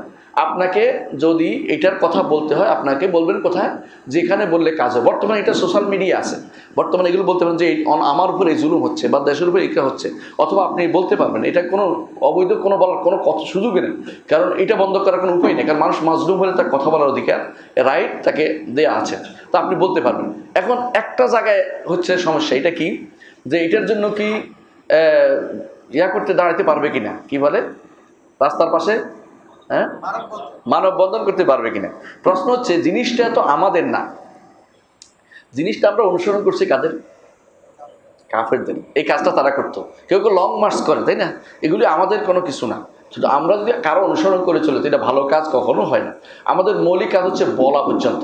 কারণ আপনি জানেন যে যে কারো উপর জুলুম হলে তার অধিকার আছে বলার। আল্লাহ তাআলা কোরআনে কারিমে যেমন বলার জালেম মাজলুমের জন্য কথা বলার অধিকার দিয়েছে, হাদিসও দিয়েছে। মাজলুমের ফাকাত জাআলনা লিওয়ালি সুলতানান ফালা ইউসরিফ ফিল কাতল ইন্নাহু কানা মানসুরা। এই জন্য মাজলুম হলে আপনি বলবেন, বলার জায়গা আছে, আপনি বলবেন, কিন্তু এইটা দ্বারা শাসককে সরাসরি অ্যাড্রেস করতে পারবেন না। শাসককে যদি নসিহত করতে হয়, আপনাকে একান্তে বলতে হবে, একা সরাসরি। যদি একা যাইতে দেয়া না হয়, আপনার দায়িত্ব শেষ, আপনি এত বড় হন নাই। তা আপনার দায়িত্ব কি এখন? এটা কিন্তু শিখতে হবে। আপনার দায়িত্ব হবে যে কোনো মূল্যে আপনি এই বিষয়টা তুলবেন, যে বিষয়টা জুলুম হচ্ছে এটা তুলবেন। যেমন আমরা তুলেছি একটু আগে যে আমাদের উপর, সন্তানদের উপর জুলুম করা হবে যদি কোনো, সেখানে গান বাদ্যের বিষয়টা দেওয়া হবে। এটা আপনি খোদবাতেও বলবেন, গান বাদ্য হারাম, গান বাদ্য সন্তানদের পড়ানো যাবে না, এটা বলবেন। এটা না বললে আপনি বোবা শয়তান হবেন, আপনি এটা চুপ থাকতে পারবেন না এইসব জায়গাতে। কিন্তু আপনি এটা নিয়ে বিদ্রোহ ডাক দিতে পারবেন, এটা আপনার দায়িত্ব, আপনি এটা পারবেন না। কথা বুঝছেন কিনা? আপনি যেটা করতে পারেন এটা নিয়ে আপনি মানুষদেরকে বুঝাতে পারবেন, যারা এমন লোকের ক্ষমতা আছে যারা হয়তো তার কানে পৌঁছাবে যে যে কোনো মূল্যে এটাকে পরিবর্তন করা দরকার, এটা সঠিক কাজ হচ্ছে না। কারণ এইটা হওয়ার অর্থ হচ্ছে ওনাদেরও ভবিষ্যতে কোনোদিন যদি কোনো জনগণের কাজ, জনগণ তাদেরকে প্রত্যাখ্যান করবে, কারণ তারা বুঝে যে এটা বড় ধরনের ক্ষতির কারণ হচ্ছে আমাদের সন্তানদের জন্য। এমনও হতে পারে প্রতিষ্ঠানগুলি বন্ধ হয়ে যাবে, কেউ পড়াতে দিবে না। কারণ এখন যেভাবে অনেকেই, যেহেতু শরিয়া পড়ানো হয় না, দিন পড়ানো হয় না, ইসলাম পড়ানো, আকীদা পড়ানো হয় না, অনেকেই এই সমস্ত প্রতিষ্ঠানে এমনিতেই পড়াতে চায় না। যে বিভিন্ন গ্রাম অঞ্চলে এই জন্য প্রতিষ্ঠানগুলো দেখবেন যে ছাত্র নাই, টিচাররা বসে আছে, কয়েকজনের বেতন খাচ্ছে সরকারি। এটা অজিফা যে আমরা বলছিলাম চাকরি যথাযথ জায়গা দিতে হবে, এটা একটা যে জায়গা দিচ্ছে এটা আপনি কি করেছেন? আমানতের খেয়ানত করেছেন, আমানতের খেয়ানত করেছেন। তো এই সমস্ত জায়গাগুলো দেখার বিষয় রয়েছে। তাহলে বুঝতে পারলাম যে আমরা কখন বাগি হয়, কখন খারেজি হয়, কখন খুরুজ হয় না, কখন বাগাওয়াত হয় না, আর যখন এর বাইরে অবস্থা চলে যায় তখন কখন কথা বলা যাবে, কোথায় কথা বলা যাবে, কার বিরুদ্ধে কথা বলা যাবে, নাকি কোন কথার বিরুদ্ধে কথা বলা যাবে, কোন কাজের বিরুদ্ধে কথা বলা যাবে, জিনিসটা আমাদের কাছে স্পষ্ট রাখতে হবে। কথা বুঝতে পারছি? আমাদের সমস্যা হচ্ছে একটাই, আমরা এখানে একটা বোঝার দরকার আছে, এটা হচ্ছে আমরা যত তাড়াতাড়ি শাসকের বিরুদ্ধে কথা বলি, এর চেয়ে বেশি কাজ দরকার ছিল আমাদের কোথায় কথা বলা, জনগণের সাথে কথা বলার দরকার ছিল বেশি, তাই না? আমরা এই সর্বসালীন সবাই একটা কথাই বলতেন, কামা তাকুন ইউল্লাহ আলাইকুম, তোমরা যেমন হবে তোমাদের শাসকটা তেমন হবে।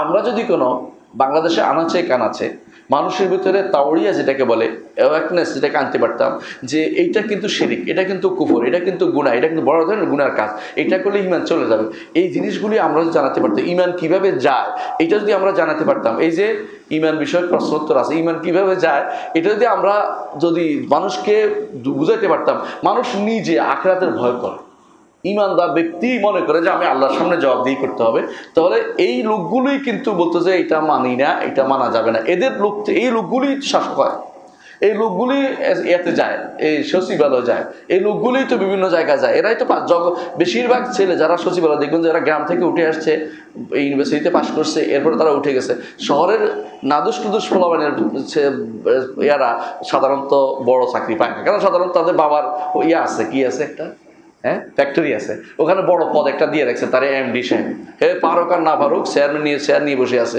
এরকমই হয় বেশিরভাগ সময়। এই জন্য আমাদের মূল দায়িত্ব হচ্ছে জনগণকে বেশিরভাগ কি করা, হাইলাইট করা, তাদেরকে দাওয়াত দেওয়া, তাদেরকে বলা, এইটা আমাদের মূল দায়িত্ব ছিল। এটা না করে আমরা পিছনের দিকে কাজ করছি, এটাই হচ্ছে আমাদের মূল কাজ। বুঝে আসছে কথাটা? মূল ভুলটা এখানে হচ্ছে। তো এখানে আমাদেরকে একটা জিনিস জানতে হবে যে ইমামের আনুগত্য কিন্তু নিরঙ্কুশ নয়। আল্লাহ তার রাসূল আনুগত্য কি? নিরঙ্কুশ। ঈমানের আনুগত্য হতে হবে তাআওয়ানু আলাল বিররি ওয়াত তাকওয়া ওয়ালা তাআওয়ানু আলাল ইসমি ওয়াল উদওয়ান, এই নীতির উপর ভিত্তি করে। এটা কোরআন আয়াত, সূরা মাইদা 2 নম্বর আয়াতে পড়বেন।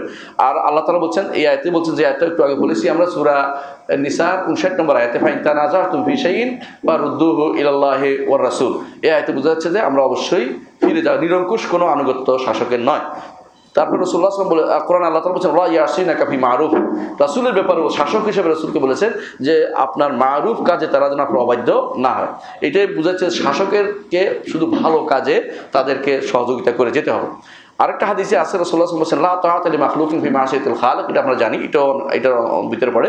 আর রাসূলুল্লাহ সাল্লাল্লাহু আলাইহি ওয়াসাল্লাম বলেছেন যে একজন মানুষের উপর দায়িত্ব হচ্ছে শোনা এবং আনুগত্য করা, যেটা পছন্দ করে তবে যদি কোনো পছন্দ করে আর অথবা অপছন্দ করে, তবে যদি কোনো মাসিয়া অবাধ্যতার কোনো নির্দেশ দেয় সেখানে কোনো শোনা যাবে না, কোনো আনুগত্য করা যাবে না। এটা বুখারী মুসলিমের হাদিস।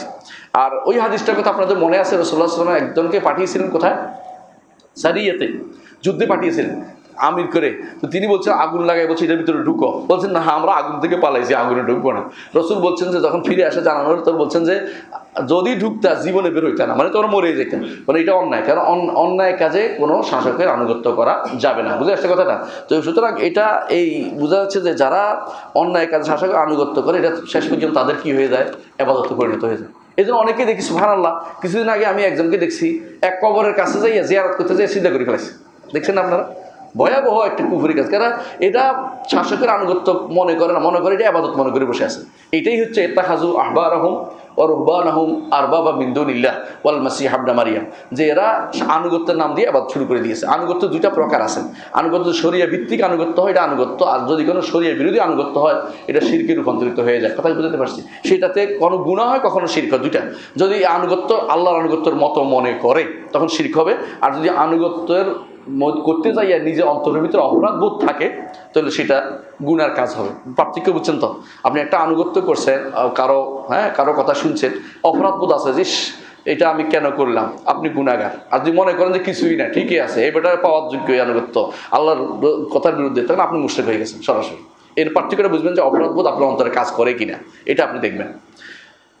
1 নম্বর হক বলেছি। 2 নম্বর হক হচ্ছে সাহায্য এবং সম্মান। সাহায্য পাবে এবং সম্মান পাবে কে? শাসক। সাহায্য, আপনাকে সাহায্য চায়, আপনি তাকে সাহায্য করবেন। যে আমি যুদ্ধ করতে যাচ্ছি, আমাকে সাহায্য করতে হবে, আপনি তার জন্য সাহায্য করবেন যদি কোনো হক যুদ্ধ হয়। না হক যুদ্ধ হলে করবেন না। যদি ইয়ার জন্য যুদ্ধ হয়, সময় কম না, শেষ করবে সাথে। যদি ইয়ার জন্য যুদ্ধ হয়, এই ধরেন বলে আমরা এই ভাষার জন্য একটা যুদ্ধ করে ফেলবো, এই সমস্ত যুদ্ধ চলবে না। বুঝে আসছে কথাটা? যদি বলে যে আমরা এই ওই অমুক দেশের সাথে রাজনৈতিক সম্পর্কের যুদ্ধ, এইসব যুদ্ধ করবেন, দিনের জন্য যুদ্ধ হতে হবে, বুঝে আসছে? সেখানে সাহায্য করবেন। আর অন্য জায়গাতেও সাহায্য করবেন, রাষ্ট্রকে নিয়ন্ত্রণের জন্য আপনার যদি দরকার মনে করে, আপনাকে কোনো দায়িত্ব দেয়, সেটা করতে পারবেন যদি কোনো শরীয়ত বিরোধী না হয়। এটা আপনাকে দায়িত্ব পালন করতে হবে।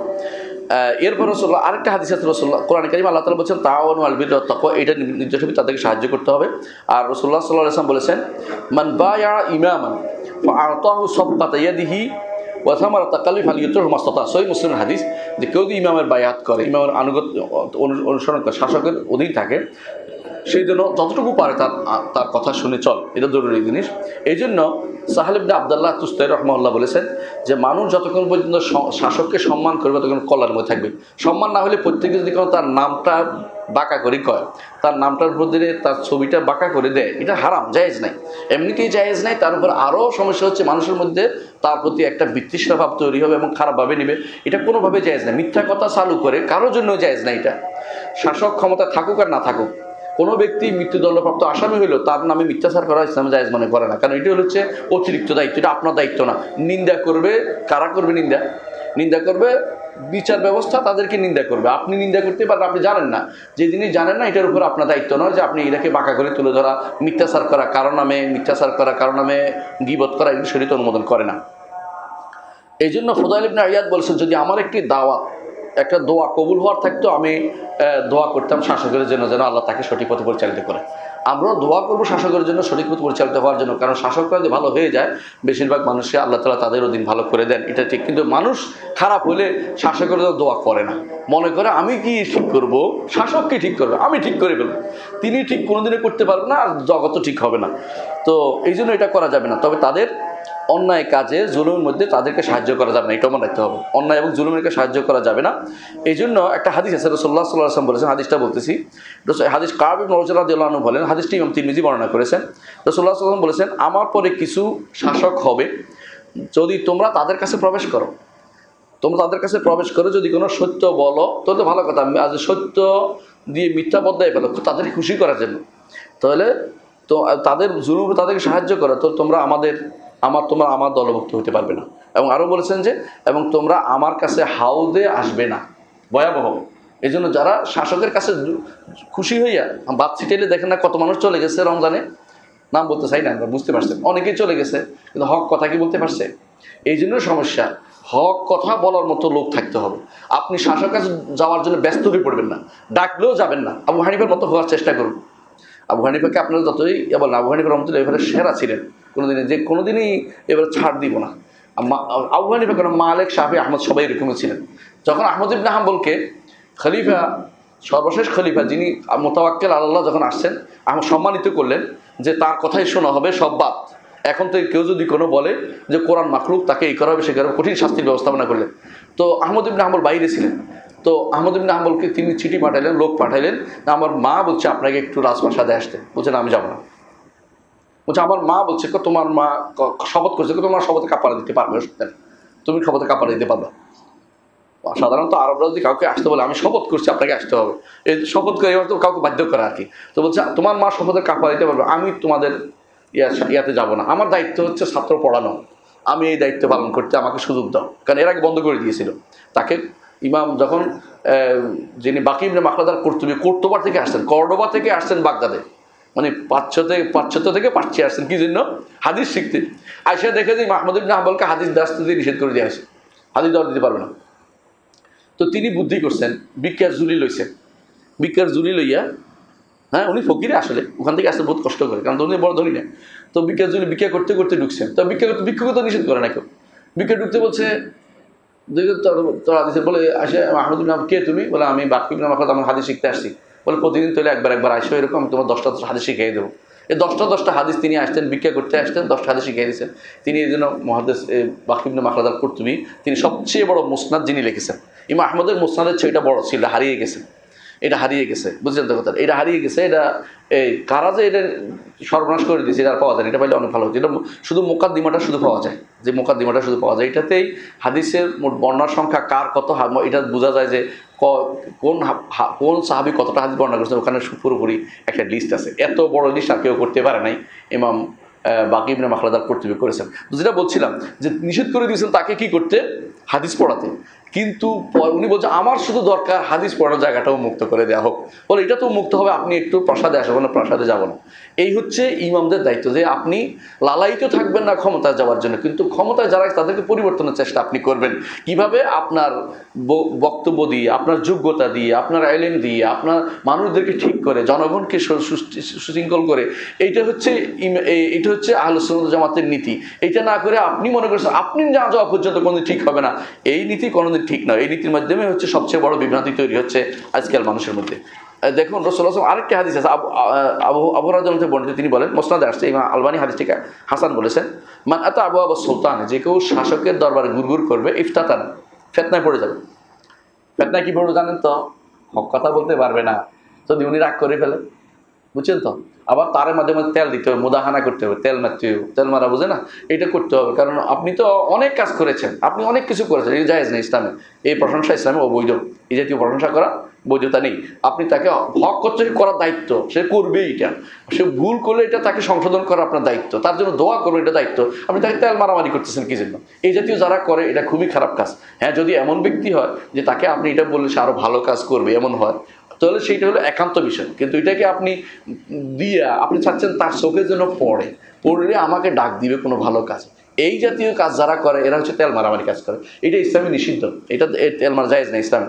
এই জন্য আরেকটি বর্ণনা আসছে, ইবনে মাজাহর বর্ণনা আসছে, আবু রাদিন বর্ণিত, রাসূলুল্লাহ সাল্লাল্লাহু আলাইহি ওয়াসাল্লাম বলেছেন, ইন্না আবগাদাল কুররা ইলাল্লাহ আল্লাযিনা ইয়াজুরুল উমারা, যে সমস্ত কুররা মানে পাঠকরা, দিনদাররা, তখনকার দিনে কুররা বলা হতো আলেমদেরকে, যে এরা ওই সমস্ত ওইটা নিকৃষ্ট যারা আমিরদের কাছে গুড়গুড় করে, এরা সঠিক কাজ করে না। কারণ এদের মূলত তাদের দিন বেছে দুনিয়া পেতে চায়। হ্যাঁ, একসময় আমার বিরুদ্ধে একজন লিখতো যে দিন বেছে দিন দিন দিন যায় দিন বেছে। পরে দেখলাম যে উনিও দিন যায় দিন বেছে নিজে বহুবার বেছে ফেলেছেন। আল্লাহ মাফ করুক। আল্লাহ তাআলা এই জন্য ফেতনা হতে পারে, মিথ্যাচার করলে আল্লাহ তারা ওইটা দিয়ে তারা অপমান করে ছাড়ে এটা দিয়ে। কারণ এরা মিথ্যুক, এরা মানুষকে অপমান করে, আল্লাহ তাআলা তারা অপমান করে ছাড়ছে। এমন অপমান হয়েছে, এমন লাভ দিয়ে পড়ছে, এক গর্ত থেকে আরেক গর্ত। আগে ছিল হ্যাঁ খারেজি, পরে হয়েছে এমন জায়গায় গেছে, এটা হচ্ছে পড়া উল্টা, দিনও বুঝে না, শুধু দুনিয়াও বুঝে না, কিছু বুঝে না, এখানে বসছে। তো হুযায়ফা ইবনে ইয়ামান রাদিয়াল্লাহু আনহু বলেছেন যে আরেকটি বর্ণনা, তিনি বলছেন, সাবধান, তোমরা কিন্তু ফিতনায় পড়িও না, ফিতনার জায়গা যেও না। বল ফিতনার জায়গা কোনটা? বলে আবওয়াবুল উমারা, শাসকদের দরজার মধ্যে দাঁড়িয়ে থাকা। আপনার দায়িত্ব তাদেরকে প্রশংসা করার জন্য তাদের কাছে দৌড়ে যাবেন না। কেন যাবেন? আপনার কাজ কি ওখানে? যদি বেঁধে না দেওয়া হয় আপনি যাবেন না। কারণ আমার কাজ আছে, আমার অনেক কাজ আছে। আপনার কাজ আপনি করেন, আমার কাজ আমি করি। আমার যে দায়িত্ব আপনি দিয়েছেন পালন করতে পারি কিনা দেখেন। আমার দায়িত্ব হচ্ছে পড়ানো, কথার কথা আমি তো এটা করতেছি, আপনি আমাকে ওখানে নেওয়ার জন্য ব্যস্ত হবেন কেন? কিন্তু কিছু মানুষের কাজে হলো সারাদিন কেবল কিভাবে তার চক্ষু পড়া যায়।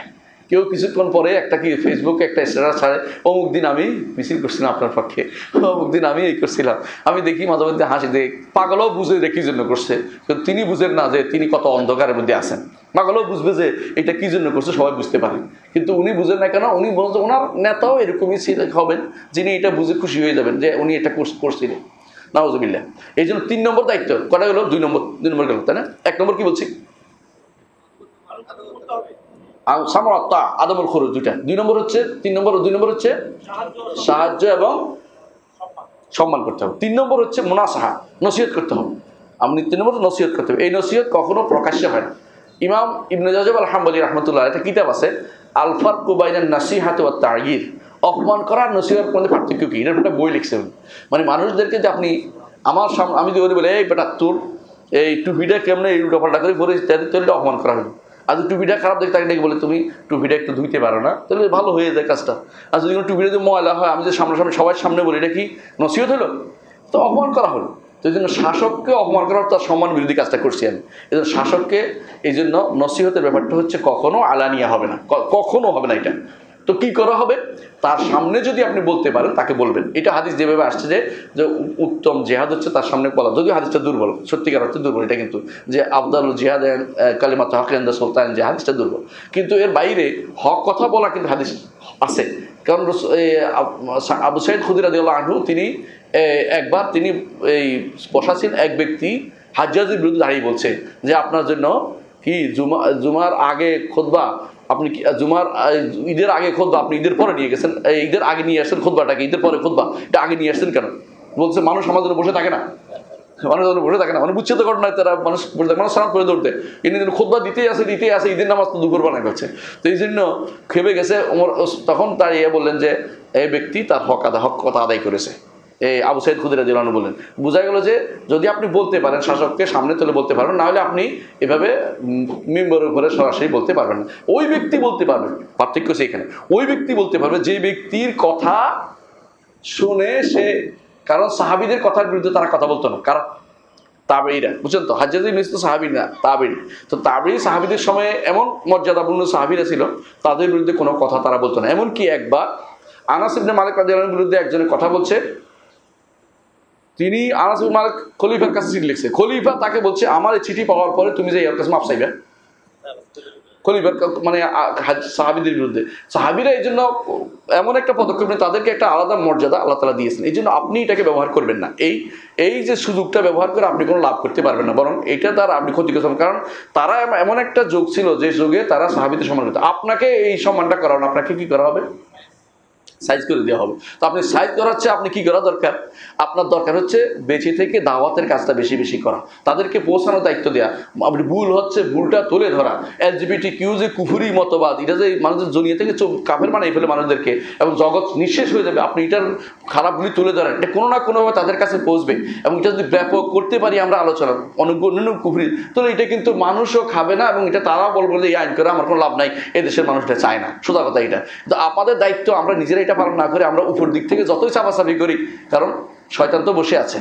এদেশে বিদেশে পড়ে আসছে LGBTQর অনুসারী একজন দুজন নাকি, হাজার হাজার লাখ লাখ চলে আসছে। কারণ এই যারা ওই দেশে দেখে এসে ওই দেশে খারাপ জিনিসটাই নিয়ে আসছে, ভালো কিছু তো আনতে পারে না, কাপড়দের থেকে কি আনবে ভালো, ওই খারাপ জিনিস যে দেখে আসছে যে ওখানে অপকর্ম হচ্ছে। LGBTQ বুঝেন কিনা, মানে ওই যে সমকামিতা, যেটা একবার সহজ কথা, এইটা যদি কোনো দেখে ওখানে দেখিয়ে আসছে, এখন তারা মনে করে এটা বাস্তবায়ন করতে হবে দেশে। এমনকি আশ্চর্য হবেন, ইসলামী বিশ্ববিদ্যালয়ের টিচার পর্যন্ত এর পক্ষে কথা বলে। তো একজন লিখছে, আমার কাছে খুব আশ্চর্য লাগছে, সুন্দর করে লিখছে, যখন বলছে এখন মানা করতে 10 বছর পরে হ্যাঁ এটা হবে, 10 বছর পর তো তোমার ছেলে সন্তান থাকবে না, এর কি আবদ্ধি হবে এটা, তুমি তো মনে করছো এটা হবে, কারণ এটা হওয়ার তো কিছু নেই। 10 বছর পর তো তুমি এমনি বরবাদ হয়ে যাচ্ছ, তুমি তো বিয়ে শাদী করবে না, কারণ তুমি LGBT করে করে খাও, নাউযুবিল্লাহ। তো এই জাতীয় যারা করে, মানে বর্তমানে একটা বিশাল গোষ্ঠী আছে, এমনকি এদের মধ্যে কি আছে, এই বিচারপতিদের কেউ কেউ এগুলি করে, একটা বিশাল গোষ্ঠী আছে। এমনকি এদের মধ্যে এই যারা প্রশাসনে আছে, এদের মধ্যে একটা গোষ্ঠী LGBTQ সমর্থনকারী রয়ে গেছে, এরা কোটি কোটি টাকা নিয়ে নামছে, কথা বুঝছেন তো। আর মানুষ টাকা সেটাই বললাম না একটু আগেই, মানুষ পাওয়ার জন্য ব্যস্ত হয়ে পড়ে। সুতরাং বোঝা যাচ্ছে যে মুনাসাহার জায়গাটা, নসিহতটা অবশ্যই দরকার, কিন্তু নসিহত কীভাবে হবে, একান্ত হতে হবে। আমরা অনেকেই দলিল দেয় যে আবু সাইদ খুদরি রাদিয়াল্লাহু আনহু করেছেন, আবু সাইদ খুদরিও ব্যক্তি, আপনিও ব্যক্তি, এবং একান্ত এটা কারণ ছিল, এটা এমন এক ব্যক্তি বলেছেন যে তার কথাটা মানতে তারা বাধ্য ছিল। আচ্ছা, এক নসিহতের দলিল তো আমরা জানি, তাই না, আদ-দীন ওয়ান নাসিহা, আমি শেষ করে বলবো। আর 2 নম্বর হচ্ছে রাসূলুল্লাহ সাল্লাল্লাহু আলাইহি ওয়াসাল্লাম বলেছেন সালাসুল্লাহ ইয়াতাকাদুহুন্না কলবু মুসলিম, আকীদার কথা, এখানে শব্দ এটা সুনান দারমির হাদিস, যে একটা হচ্ছে ইখলাস আমলিল্লাহ, মুনাসাহাতু উলাতিল আমর, লুজুমু জামাআতিন, এটা ওলিয়ামদের শাসকদেরকে নসিহত করা, এটা একটা দায়িত্ব। 3টা দায়িত্বের মধ্যে একটা হচ্ছে ইখলাসুল আমল, আমলকে এখলাস করা, খালেস করা আল্লাহর জন্য, একটা হচ্ছে শাসকের জন্য নসিহত করা, আর 3 নম্বর হচ্ছে মুসলিম জামাতকে আঁকড়ে থাকা, ভাগাভাগি না করা, দলে দলে বিভক্ত না হওয়া, কোনো ভিন্ন ফেরকা তৈরি না করা, বুঝছেন তো। ভিন্ন ফেরকা কিন্তু বহুত আছে বাংলাদেশে, বিভিন্ন নামে আছে। তো 3 নম্বর হচ্ছে জারির ইবনে আব্দুল্লাহ হাদিসটি, রাসূলুল্লাহ সাল্লাল্লাহু আলাইহি ওয়াসাল্লাম বলেছেন, নবী সাল্লাল্লাহু আলাইহি ওয়াসাল্লাম হয়তো বায়াত করেছি যে আন্নুস হালিকুল্লিম, প্রত্যেকটি মুসলিমদের নসিহত করার জন্য। তো আরেকটি হাদিসে আছে নসিহত করার পরে রাসূল, আরেকটি হাদিসে রাসূলুল্লাহ সাল্লাল্লাহু আলাইহি ওয়াসাল্লাম বলেছেন যে নসিহত করলে তার দায়িত্ব আদায় হয়ে গেছে, সেদিন না শুনে রাসূল এটা বলেছেন, ফাকাদ আদ্দা মা আলাইহি লাহু, তার উপরে যে দায়িত্ব ছিল সে আল্লাহ আদায় করে ফেলেছে। আমাদের অনেকে মনে করি আমার দায়িত্ব পালন হয় না যতক্ষণ না বাস্তবায়ন, জোর করে বাস্তবায়ন করবো। জোর করে বাস্তব আমার দায়িত্ব না, আমার দায়িত্ব বলা পর্যন্ত।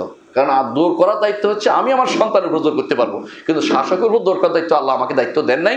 যে দায়িত্ব আল্লাহ আমাকে দেন নাই সেই দায়িত্ব জোর করে নেওয়ার আমার কাজ নয়, এটা আমাকে মনে রাখতে হবে। এই জন্য একান্তে করতে হবে। একটা প্রমাণ হচ্ছে ওসামা ইবনে যায়েদ রাদিয়াল্লাহু আনহুকে যখন ওসমান রাদিয়াল্লাহু আনহু তিনি গৃহে বন্দী ছিলেন, তো কেউ কেউ যায় বললো যে ওসামা ইবনে যায়েদ, কিন্তু আপনি যে বলেন না যে উনি যেন কিছু নসিহত করেন, বলতে আমি যে নসিহত করি তোমাদেরকে বলে করতে হবে। আমাদের শেখ মোহাম্মদ বিন সালেহ আল উসাইমিন বলছেন যে তোমরা বলো যে আমরা নসিহত করি না, আমরা যে নসিহত করি তোমাদেরকে বলে বলে দেখাই করতে হবে। আমরা আমাদের শাসকদের নসিহত করি এখনও আলহামদুলিল্লাহ। আপনি যদি সৌদি আরবে দেখবেন যে শাসকদেরকে আলেমরা নসিহত করে, শাসকদের কাছে আলেমরা দৌড়ে আসে, কোনো কিছু হলে শাসক বল নিয়ে আসে। বল তারা মাঝে মধ্যে আমি দেখেছি মালিক ফাহাদ রহমতুল্লাহ আলাইহির সময় আলেমদেরকে নিয়ে আসতো। সপ্তাহে একটা জলসা ছিল, বিন বাজ রহমতুল্লাহ আসতেন, এবং একদিন আলোচনার মধ্যে আমি এত আশ্চর্য জিনিস শুনেছি যে তিনি ওখানে খান নাই। একটা বিন বাজ রহমতুল্লাহ তার এক ছাত্রের বাড়িতে গেছে, কিছু নাই, দই আর রুটি খাইছেন, কিন্তু বাদশার ওখানে খান নাই কেন? বলছে আগে দাওয়াত আছে, আমার আরেক জায়গায় দাওয়াত খাবো। কিন্তু তিনি ওখানে নসিহত করে গেছেন, ওরা সবাই আসছে ওমারারা। তো ওমারারা বসতো, তিনি মালিক ফাহাদ সবাইকে বসাতে, এখন বসো আমাদের ওয়ালেদ নসিহত করবেন, ওয়ালেদের নসিহত শোনার জন্য সবাই বসে যেত। এইটা ছিল নসিহতের পদ্ধতি, সঠিক পদ্ধতি। কাউকে বলা, সবাইকে বলে দেখা আমি নসিহত করতেছি, আমি আপনাকে নসিহত করতেছি, এটা বলা দায়িত্ব নয়। মেম্বারের ঘর থেকে বলা এটা কোনো এটা মানহাজ সহি নয়, বিশুদ্ধ মানহাজ দায়িত্ব নয়। আশা করি বুঝছেন। 4 নম্বর, হ্যাঁ 3 নম্বর না 4 নম্বর শেষ, 4 নম্বর 5 নম্বর শেষ করে দেবো। 4 নম্বর হচ্ছে সম্পদ দেয়া। সম্পদ তারা যদি মানে জন অধিকার হচ্ছে যে সরকার যদি সম্পদ চায় তাকে কি দিতে হবে? সম্পদ দিতে হবে। সরকার যদি সম্পদ রাষ্ট্র চালাতে পারতেছে না তখন সম্পদ দিতে হবে। আমরা মাঝে মধ্যে এমনিতেই দিই, আমাদের তো একদিনের বেতন নেয়, মাঝে মধ্যে ইউনিভার্সিটি থেকে যে আমাদের 2 দিনের বেতন নেয় বিভিন্ন কারণে, তখন তো আমরা দিই। আপনারাও এটা দিতে বাধ্য। এটা হচ্ছে শাসকের অধিকারের মধ্যে একটা পয়েন্ট। শাসকের আরেকটা অধিকার হচ্ছে যতদিন তিনি যোগ্য থাকবেন ততদিন ক্ষমতা থাকবেন। এটা করলে তো অনেকের মন খারাপ হয়ে যাবে, তাই না? কি 5 বছর গেল, হ্যাঁ আমি কব হব 5 বছর গেল গা, তারপর ইয়া দেয় নাই, হ্যাঁ নির্বাচন দিল না। যোগ্যতার উপর নির্ভরশীল। আমি তাই বলে আমি কোনো ফেসিস্টের কথা বলতেছি না, যেটা এগুলো জালেম, এগুলি কোনো এর ভিতরে পড়ে না। কিন্তু যদি যোগ্য হয়, দিনদার হয়, শাসক হয়, সঠিক দিনদার শাসক হয়, তাহলে তার জন্য বদলানোর কোনো প্রশ্ন ইসলামে কোনো দিনই বলা হয়নি। ইসলামিক বদলাইতে কোনোদিন বলা হয় না যে 5 বছরের আরেকদিন নিয়ে আসতে হবে, এটা বলে না। এই জন্য কোনো সংগঠনে যারা 5 বছরের দায়িত্বশীল, আমরা বলি যে কেন উনি যোগ্য হলে থাকতেই পারেন, সমস্যা কি?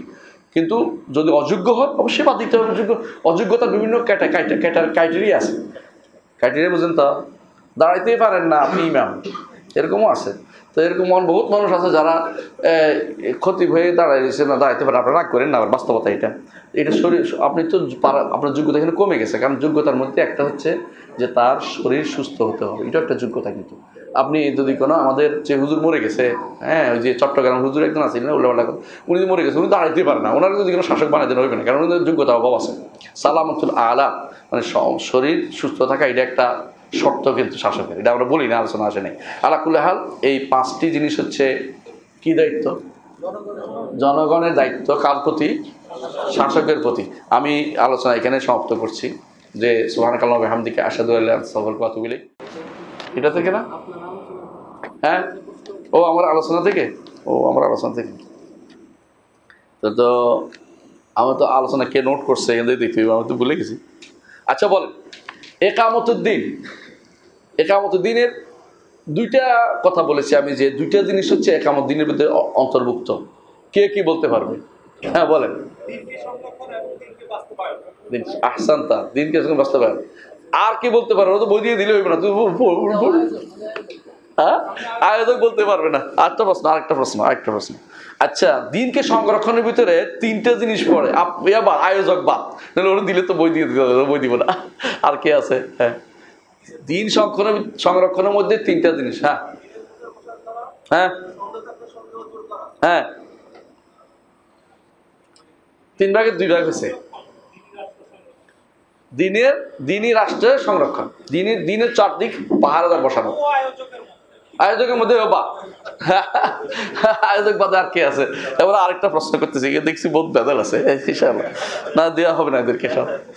আচ্ছা, দিন বাস্তবায়নের ক্ষেত্রে 2টা জিনিস আছে। এবার বলেন, কেউ আছে কিনা, শুনছেন কিনা? দিন বাস্তবায়নের জন্য মৌলিক 2টা কাজ করতে হবে। হ্যাঁ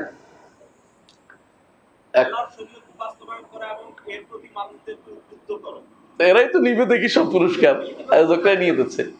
হ্যাঁ, আপনারা কইছিলেন, ঘুমিয়েছিলেন? আল্লাহ শরীয়ত বাস্তবায়ন করা আর হইল উদ্বুদ্ধ করা, অথবা ভয়ে অথবা আবেগ দিয়ে, অনুরাগ দিয়ে, উৎসাহ দিয়ে তাদেরকে এটা মানতে বাধ্য করা, এটা বলেছি। এখন পুরস্কার আসলে দুইজনের দুটো দিতে হবে, ওরা বহুত কষ্ট করে শুনছে, আপনারা তো শুনে টোনেন নাই দেখতেছি। আচ্ছা, আর একটা প্রশ্ন করে দেখি পারেন কিনা। সেটা হচ্ছে যে সমস্ত রাজনৈতিক দায়িত্ব বা শাসক প্রশাসনিক দায়িত্ব, প্রশাসনিক দায়িত্বের ভিতরে কে দুইটা বলেন, যেকোনো দুইটা। হ্যাঁ, যেকোনো দুইটা বলেন। হ্যাঁ, তুমি উত্তর দিবে না, আরো মানুষ খুঁজতেছি আমি। হ্যাঁ, কেউ নাই উত্তর দিতে পারে, সব ওরা দিলে তো মুসিবত। হ্যাঁ, বলো।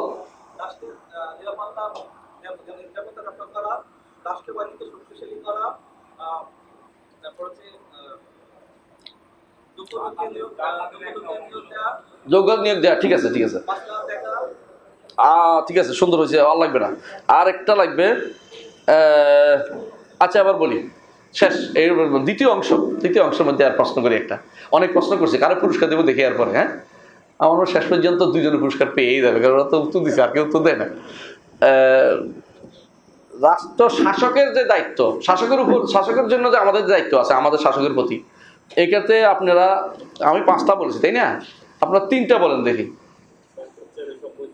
হ্যাঁ, সম্পদ চাইলে দিতে হবে। হ্যাঁ, আর কি? আনুগত্য করতে হবে। আপনি একটা পুরস্কার পাবেন, ঠিক আছে, আমি এখন দিতে আসেন। এটা আয়োজকের ভিতরে নাকি? ও তো ভাত। হ্যাঁ, বলেন। হ্যাঁ,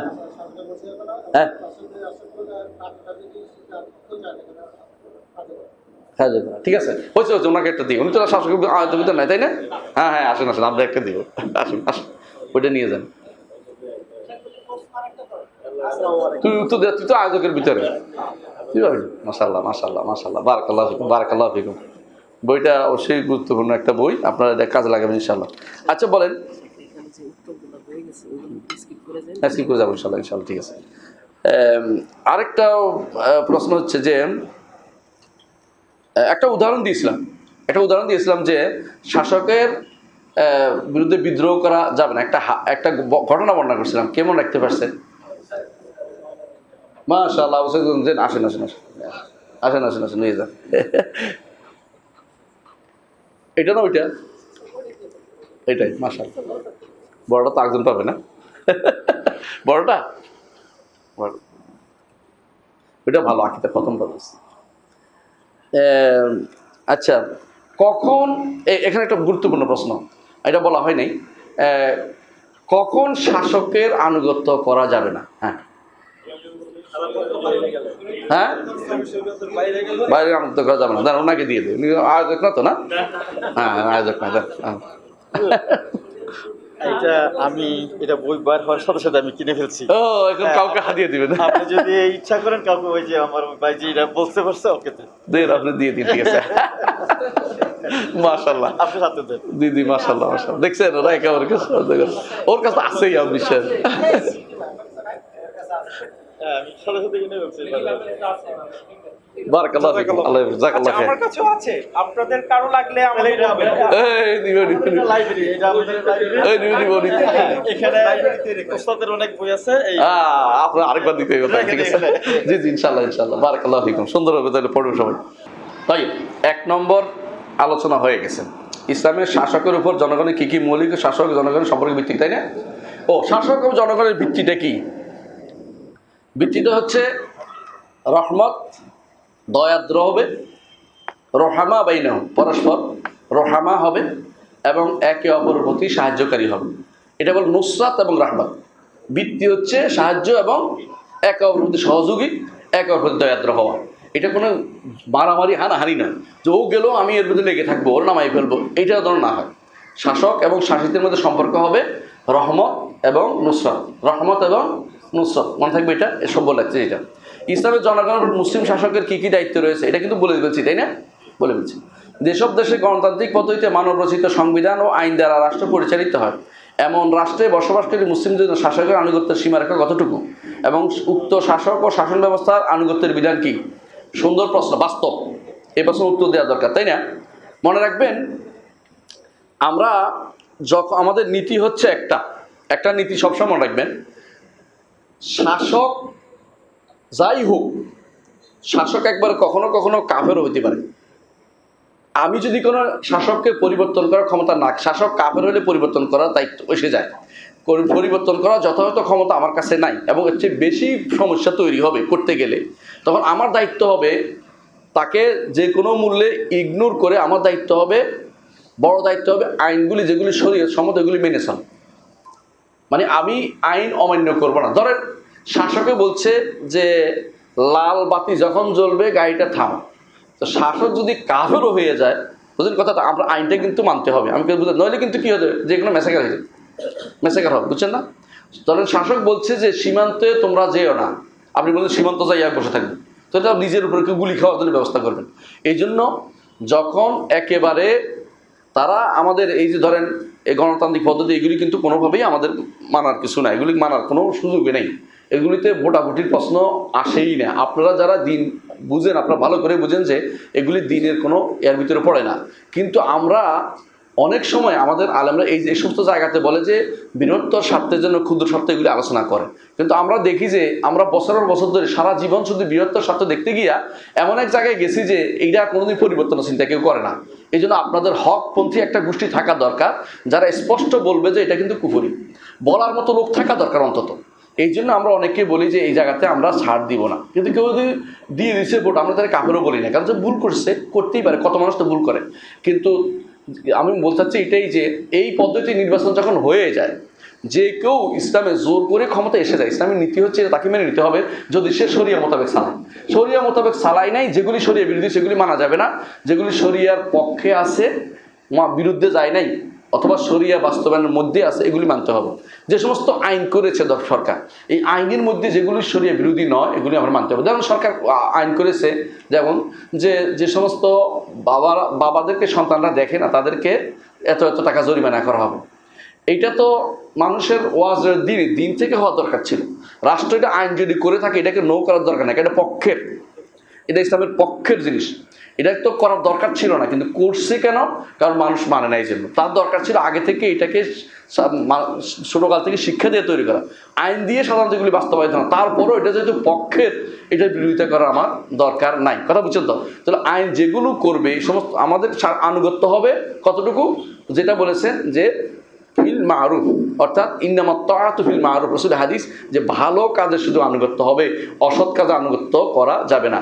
এবং তাদেরকে পরিবর্তনের কোনো ব্যবস্থা আমার হাতে ক্ষমতায় না থাকলে তাদেরকে পরিবর্তন করার জন্য আমি বেহুদা চেষ্টা করব না। আর যখন পরিবর্তনে ভালো আসতে হবে শর্ত, পরিবর্তন করার জন্য 1 নম্বর হচ্ছে আমার সামর্থ্য থাকতে হবে, 2 নম্বর এর চেয়ে বড় ফেতনা হতে পারবে না, 3 নম্বর হচ্ছে এর চেয়ে ভালো আসতে হবে, 4 নম্বর হচ্ছে আমাদের মুসলিম দেশে অমুসলিমরা হাত ঢুকাবে এমন সুযোগ যেন না পায়। যেমন ধরেন আমাদের এখন যেগুলি নাম দিয়েছে তা আরব বসন্ত, আরব বসন্ত না ফাইজলামি শুরু করছে। এটা আরব বসন্ত কিসের? এটা দিয়ে তো আমাদের বরং মুসলিম রাষ্ট্রগুলিকে ভাগ বটরা করছে। এটা ঢুকতে পারে না যেখানে সেখানে শান্তি এসে, আর যেখানে ঢুকছে ওখানে কিন্তু দেখবেন ভাগ বটরা হয়ে গেছে, ভাগ হয়ে গেছে। এগুলি বসন্ত তারা বলে কি জন্য? তাদের বসন্ত এগুলি। আমাদের বসন্ত হচ্ছে কোরআনে কারীম, আল্লাহুম্মা জাল কোরআন কারীমে রাবিয়া কুলুবিনা, অন্তরে বসন্ত কোরআনী আইন, শরীয়তের আইন। আর ওদের বসন্ত হচ্ছে গণতন্ত্র আইন, ওরা গণতন্ত্রকে বসন্ত মনে করছে, স্প্রিং, আরব স্প্রিং বলতেছে।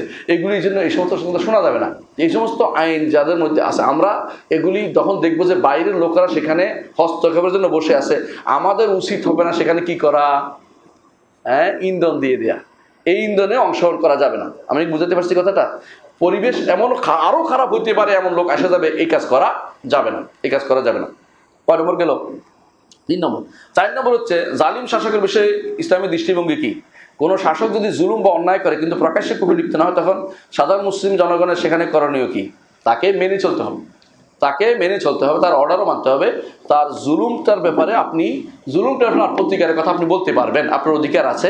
তবে এটার জন্য রাস্তায় দাঁড়ানো, এটার জন্য মিছিল করা, মিটিং করা, হরতাল করা, এটা কোনোটাই সরাসরি দেয় নাই। অন্যদের অনুসরণ করে, কাফেরদের অনুসরণ করে এটা কিছু করা যাবে না। মান তাশাব্বাহা বিকাওমিন ফাহুয়া মিনহুম, কারণ ইসলাম কমপ্লিট কোড, ইসলামে অন্য কিছু আধার করার কোনো সুযোগ নেই। 5 নম্বর, শাসকের ভুল সংশোধনের সরকারি পদ্ধতি কি? এটা কিন্তু বলে দিয়েছি, তাই না? গোপনে নসিহত করাই কি মূলনীতি? জি না, গোপনে নসিহত করতে হবে। এর বাইরে যেটা আছে সেটা হচ্ছে সমালোচনা করবেন কোনটা? ভুলটা। কে ভুল করছে আপনি ইন্ডিকেট নাই করেন, কিন্তু ভুলটা সমালোচনা বেশি করতে হবে। কেন? এর মাধ্যমে জনগণ সংশোধিত হবে, এর মাধ্যমে শাসকের কারো কাছে এটার ভুল একটা মেসেজ চলে যাবে, যেটা আমার পৌঁছানো দরকার যে এইটা আসলেই অন্যায়, এটা গুনার কাজ, এটা কোনোভাবেই করা যাবে না, এটা করলে আমাকে দুনিয়া আখিরাতে লাঞ্ছিত হতে হবে। তাদের মধ্যে এটা একটা প্রবণতা এসে যাবে। সুতরাং এটাকে আপনি মিম্বরের উপর দাঁড়িয়ে তাদের বিরুদ্ধে বক্তব্য দেওয়া, অনেকে বলে না কেন, বলে না কেন, আমরা বলি না এই জন্য বলি না কারণ শরীয়তের নির্দেশনা এটা নাই। অনেকে বলে যে এটা বলে না কেন, শরীয়তের নির্দেশ, এটা এরা এই সেই বিভিন্ন রকমের। হ্যাঁ, আমরা দেখেছি আমাদেরকে যারা কি বলতো, দালাল বলতো, ওরাই যে কি রমজান মাসে যাই খাইয়াতে চলে এসছে। হ্যাঁ, আমরা কিন্তু দালালি করি নাই, এটা স্পষ্ট জিনিস। আল্লাহ তাআলা ওদেরকে অপমানিত করেছে যারা আমার দালাল বলছে। 6 নম্বর প্রশ্ন, সালাফদের মানহাজ অনুযায়ী শাসকদের ভালো কাজের প্রশংসা করার বিধান কি? প্রশংসা করবো নাকি দোয়া করবো? নিয়ম হচ্ছে দোয়া করা, শুধু দোয়া করা, শুধু দোয়া করা। আর যদি কেউ মনে করেন, এখানে একটা আমি বলতেছি, এটা আগেও বলছিলাম একটু আগেই, যে যদি মনে করেন যে আমি যদি তাকে একান্তে জিনিসটা ভালো করছেন বলি, কোনো আমার নিজের উদ্দেশ্য নাই, আমার নিজের পাওয়ার কোনো উদ্দেশ্য নাই, এটা অন্তরের বিষয়, আমি হাত দিব না। কিন্তু বাস্তবতা এটা দেখবেন, কয়জন মানুষ নিজে না পায়ে যাই বলে আসে, গাড়ি ভাড়া দিয়ে যাইয়া শাসকের বলে আসবে যে আপনি খুব ভালো কাজ করছেন, তার সাহায্যে আমারও কোনো একটা জায়গায় নিয়োগ দিবে তিনি শুনলে, এই জাতীয় চিন্তা বসে থাকে। এরকম চিন্তা খুব কম মানুষের আছে। যাক, যদি আমি ধরে নিলাম যে কিছু মানুষ আছে যারা শাসককে এটা দিয়ে কি দিচ্ছে, উৎসাহ দিচ্ছে তারা আরও ভালো কাজ করে, তাহলে তখন মানুষের সামনে না বলে একান্তে বলতে পারবে, এটাও সমস্যা নেই। কিন্তু এটা যদি কোনো আপনি ফেসবুকে দেন, অর্থ হচ্ছে শাসকের কাছে নাও বুঝতে পারে, কিন্তু আপনি কি চাচ্ছেন, আপনি এটার মধ্যে কি চাচ্ছেন? ফায়দা উসুল করতে চাচ্ছেন, ফায়দা চাচ্ছেন। এই ফায়দা চাওয়াটা আপনার জন্য বৈধতা নেই। কারণ এই জন্য আমাদের শেখ মোহাম্মদ সালেহ ফৌজান হাফিজাহুল্লাহ তিনি বহুত আগে বলছেন, এবং আমাদের সালেহ এবং শেখ রহাইলি আমার ওস্তাদজি তিনিও বলছেন যে দোয়া করা আমাদের দায়িত্ব। আমাদের দায়িত্ব নয় শুধুমাত্র প্রশংসা করে বেড়ানো, কারণ প্রশংসাগুলি একসময় কী তাদের মনে করবো যে এটা আমার তেল দিবেই, আপনার ব্যক্তিত্বহীন কাজ মনে করবে এটাকে, এটা করা যাবে না আপনার জন্য। 7 নম্বর প্রশ্ন। আচ্ছা, আমি কয়েকটা উত্তর দিব, বেশি দিব না। যারা সামাজিক যোগাযোগ মাধ্যম, ওয়াজ মাহফিল বা জুমার খুতবা শাসকদের ভুল ত্রুটি সমালোচনা করে বিদ্রোহী মনোভাব, তাদেরকে সরাসরি খারেজি বলা যাবে কি? এরা খারেজি না, এরা হচ্ছে হারাম কাজ করতেছে। এই কথাটা ভুল বোঝা উচিত। কারণ খারেজিরা, আমরা বলেছি খারেজির সংজ্ঞা কি? সশস্ত্র যুদ্ধের খারেজি বলে। আর বাগি হচ্ছে যারা এটার জন্য রাস্তায় বেরো আটকায় রাখে, এরা বাগি, বিভিন্ন দাবি দেওয়ানি। আর যারা এগুলি বলছে তারা গুনার কাজ করতেছে, এটা শরীয়ত সমর্থিত পদ্ধতি না, এটা ভুল পদ্ধতি, তারা এগিয়ে যাচ্ছে। তো এদেরকে আপনি সরাসরি খারেজি বলার কোনো কারণ নাই। খারেজিরা স্পষ্ট, আপনি এইটা বলার কারণে আপনি যারা খারেজি না তাদের খারেজি বলে ফেলবেন, এটা তো ঠিক না। তখন কি হবে? খারেজি গোষ্ঠী বলবে আমরাও তো অনেক বিশাল গোষ্ঠী আছি, এটা ঠিক না। মানে ওরাও খারেজি, আমরাও খারেজি, সমান সমান হয়ে গেছে, এটা ঠিক না। তাকে এইভাবে খারেজি বলবেন না। কিন্তু খারেজি আমরা চিনি, কিন্তু হ্যাঁ, কালো পাগড়ি বিশিষ্ট খারেজি ছিল, আর হয়ে গেছে কি বড় ধরনের আন্দোলনই হয়েছে। শাসকদের গোপনে নসিহত করা হাদিসগুলো যারা সহি মনে করেন না, সহি মনে না করার বিষয় না, এটা সহি, এটা শায়খুল আলবানী সহি বলছেন। যদি শায়খুল আলবানীকে আপনার মানে তাহলে সহি বলবে, আর যদি ওদের মানি না, তার এটা হাওয়া প্রবৃত্তির অনুসরণ করে। শাসকদের গোপনে নসিহত করাটা হাদিসগুলি সহি। তারা যদি শাসকের প্রকাশ্যে ভুলের সমালোচনা মিম্বরে উদ্দেশ্য সংশোধন, তাদের বিধান কি? হারাম, বড় ধরনের হারাম কাজ করছে। আর এর কারণে যদি কেউ সশস্ত্র অথবা বাগী হয়, সশস্ত্র বিপ্লবী বের হয়ে যেত, তারা তো এটার ইন্ধনদার, তারা কাড়া দিয়ে মিনাল খাওয়ারেজ, এদেরকে বলা হয়। খাওয়ারেজদের মধ্যে একটা অংশ আছে যারা নিজেরা যায় না, আরেকদেরকে উস্কাই দেয়, এদেরকে বলা হয় কাড়া দিয়ে মিনাল খাওয়ারেজের কাড়া দিয়ে গোষ্ঠী। এইটা ইসলামে অনুমোদন করে না। হাদিস শাসকদের অনুগত যে নির্দেশনা আছে তা কি কেবল শরিয়া ভিত্তিক শাসনের ক্ষেত্রে, নাকি বর্তমান যুগে গণতান্ত্রিক মানবরচিত সংবিধান আইন দ্বারা পরিচালিত রাষ্ট্রে ও শরিয়া ভিত্তিক শাসনের ক্ষেত্রে তো মোটেই জায়েজ নেই। এইখানে যেটা আছে শাসকের আনুগত্য, ওখানে এর বিরুদ্ধে যাওয়া জায়েজ নেই, শরিয়া ভিত্তিক শাসন যারা আছে। আর এদের বিরুদ্ধে আমি একটু আগেও বলেছি, যারা মানবেন শুধুমাত্র ভালো কাজে মানবেন, এরা আপনার শাসক হিসাবে আপনার কাছে ইসলামিক চাচ্ছে না, কি বলে, বায়াত চাচ্ছে না। আলহামদুলিল্লাহ করেন যে আল্লাহ আমাদেরকে এর চেয়ে বাঁচিয়ে দিয়েছে, যে এরা আমাদের কাছে বায়াত হতে হলে বিক্রি করা, আমি নিজেকে বিক্রি করা, এটা আমি তাদের কাছে কোনো বিক্রি হইনি। তারা এখানে 2 গোষ্ঠী আছে। এক গোষ্ঠী আছে না বুঝে বলে যে আমরা বায়াত নিচ্ছি, আপনারা বায়াত নিচ্ছে নাকি, ওরা বায়াত করবেন আপনি, শরীয়তে মানে না তারা। আরেক গোষ্ঠী আছে তাদেরকে মোটেই মানে না, বলে যে কোনো শাসক মানি না, একজন শাসক হবে, এটাও ইসলামে জায়েজ নেই এই কথা বলা। কারণ ভিন্ন ভিন্ন শাসক হওয়ার বিষয়টাই ইসলাম অনুমোদিত, এবং এজমাউল উম্মাত যে এলাকা ভিত্তিক আলাদা শাসক হতে পারে, এজমা নকল করছে 3য় শতাব্দী থেকে আজ পর্যন্ত এজমা হয়ে আসছে। সর্বশেষ এজমা নকল করছে ইমাম শাওকানি রহমতুল্লাহ আলাইহি, যে ভিন্ন ভিন্ন এলাকার ভিন্ন ভিন্ন শাসক হইতে পারে। একটা গোষ্ঠী আছে তোরা বোরা পাহাড়ে বসে আছে, যে ব্যক্তি অন্ধকারের ভিতরে তাকেই ইমাম মানে বসে আছে। ইমাম শাওকানি শিয়া ছিল না, মিথ্যা কথা বলছে।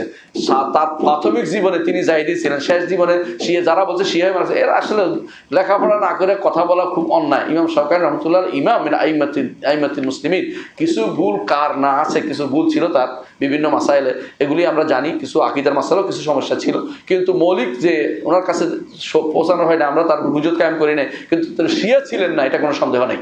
শিয়া ছিলেন, এতে কোনো সন্দেহ নেই। শেষ করে দেই। সুবহানাকাল্লাহু ওয়া বিহামদিকা আশহাদু আল্লা ইলাহা ইল্লা আনতা আস্তাগফিরুকা ওয়া আতুবু ইলাইক। আসসালামু আলাইকুম ওয়া রাহমাতুল্লাহি ওয়া বারাকাতুহু।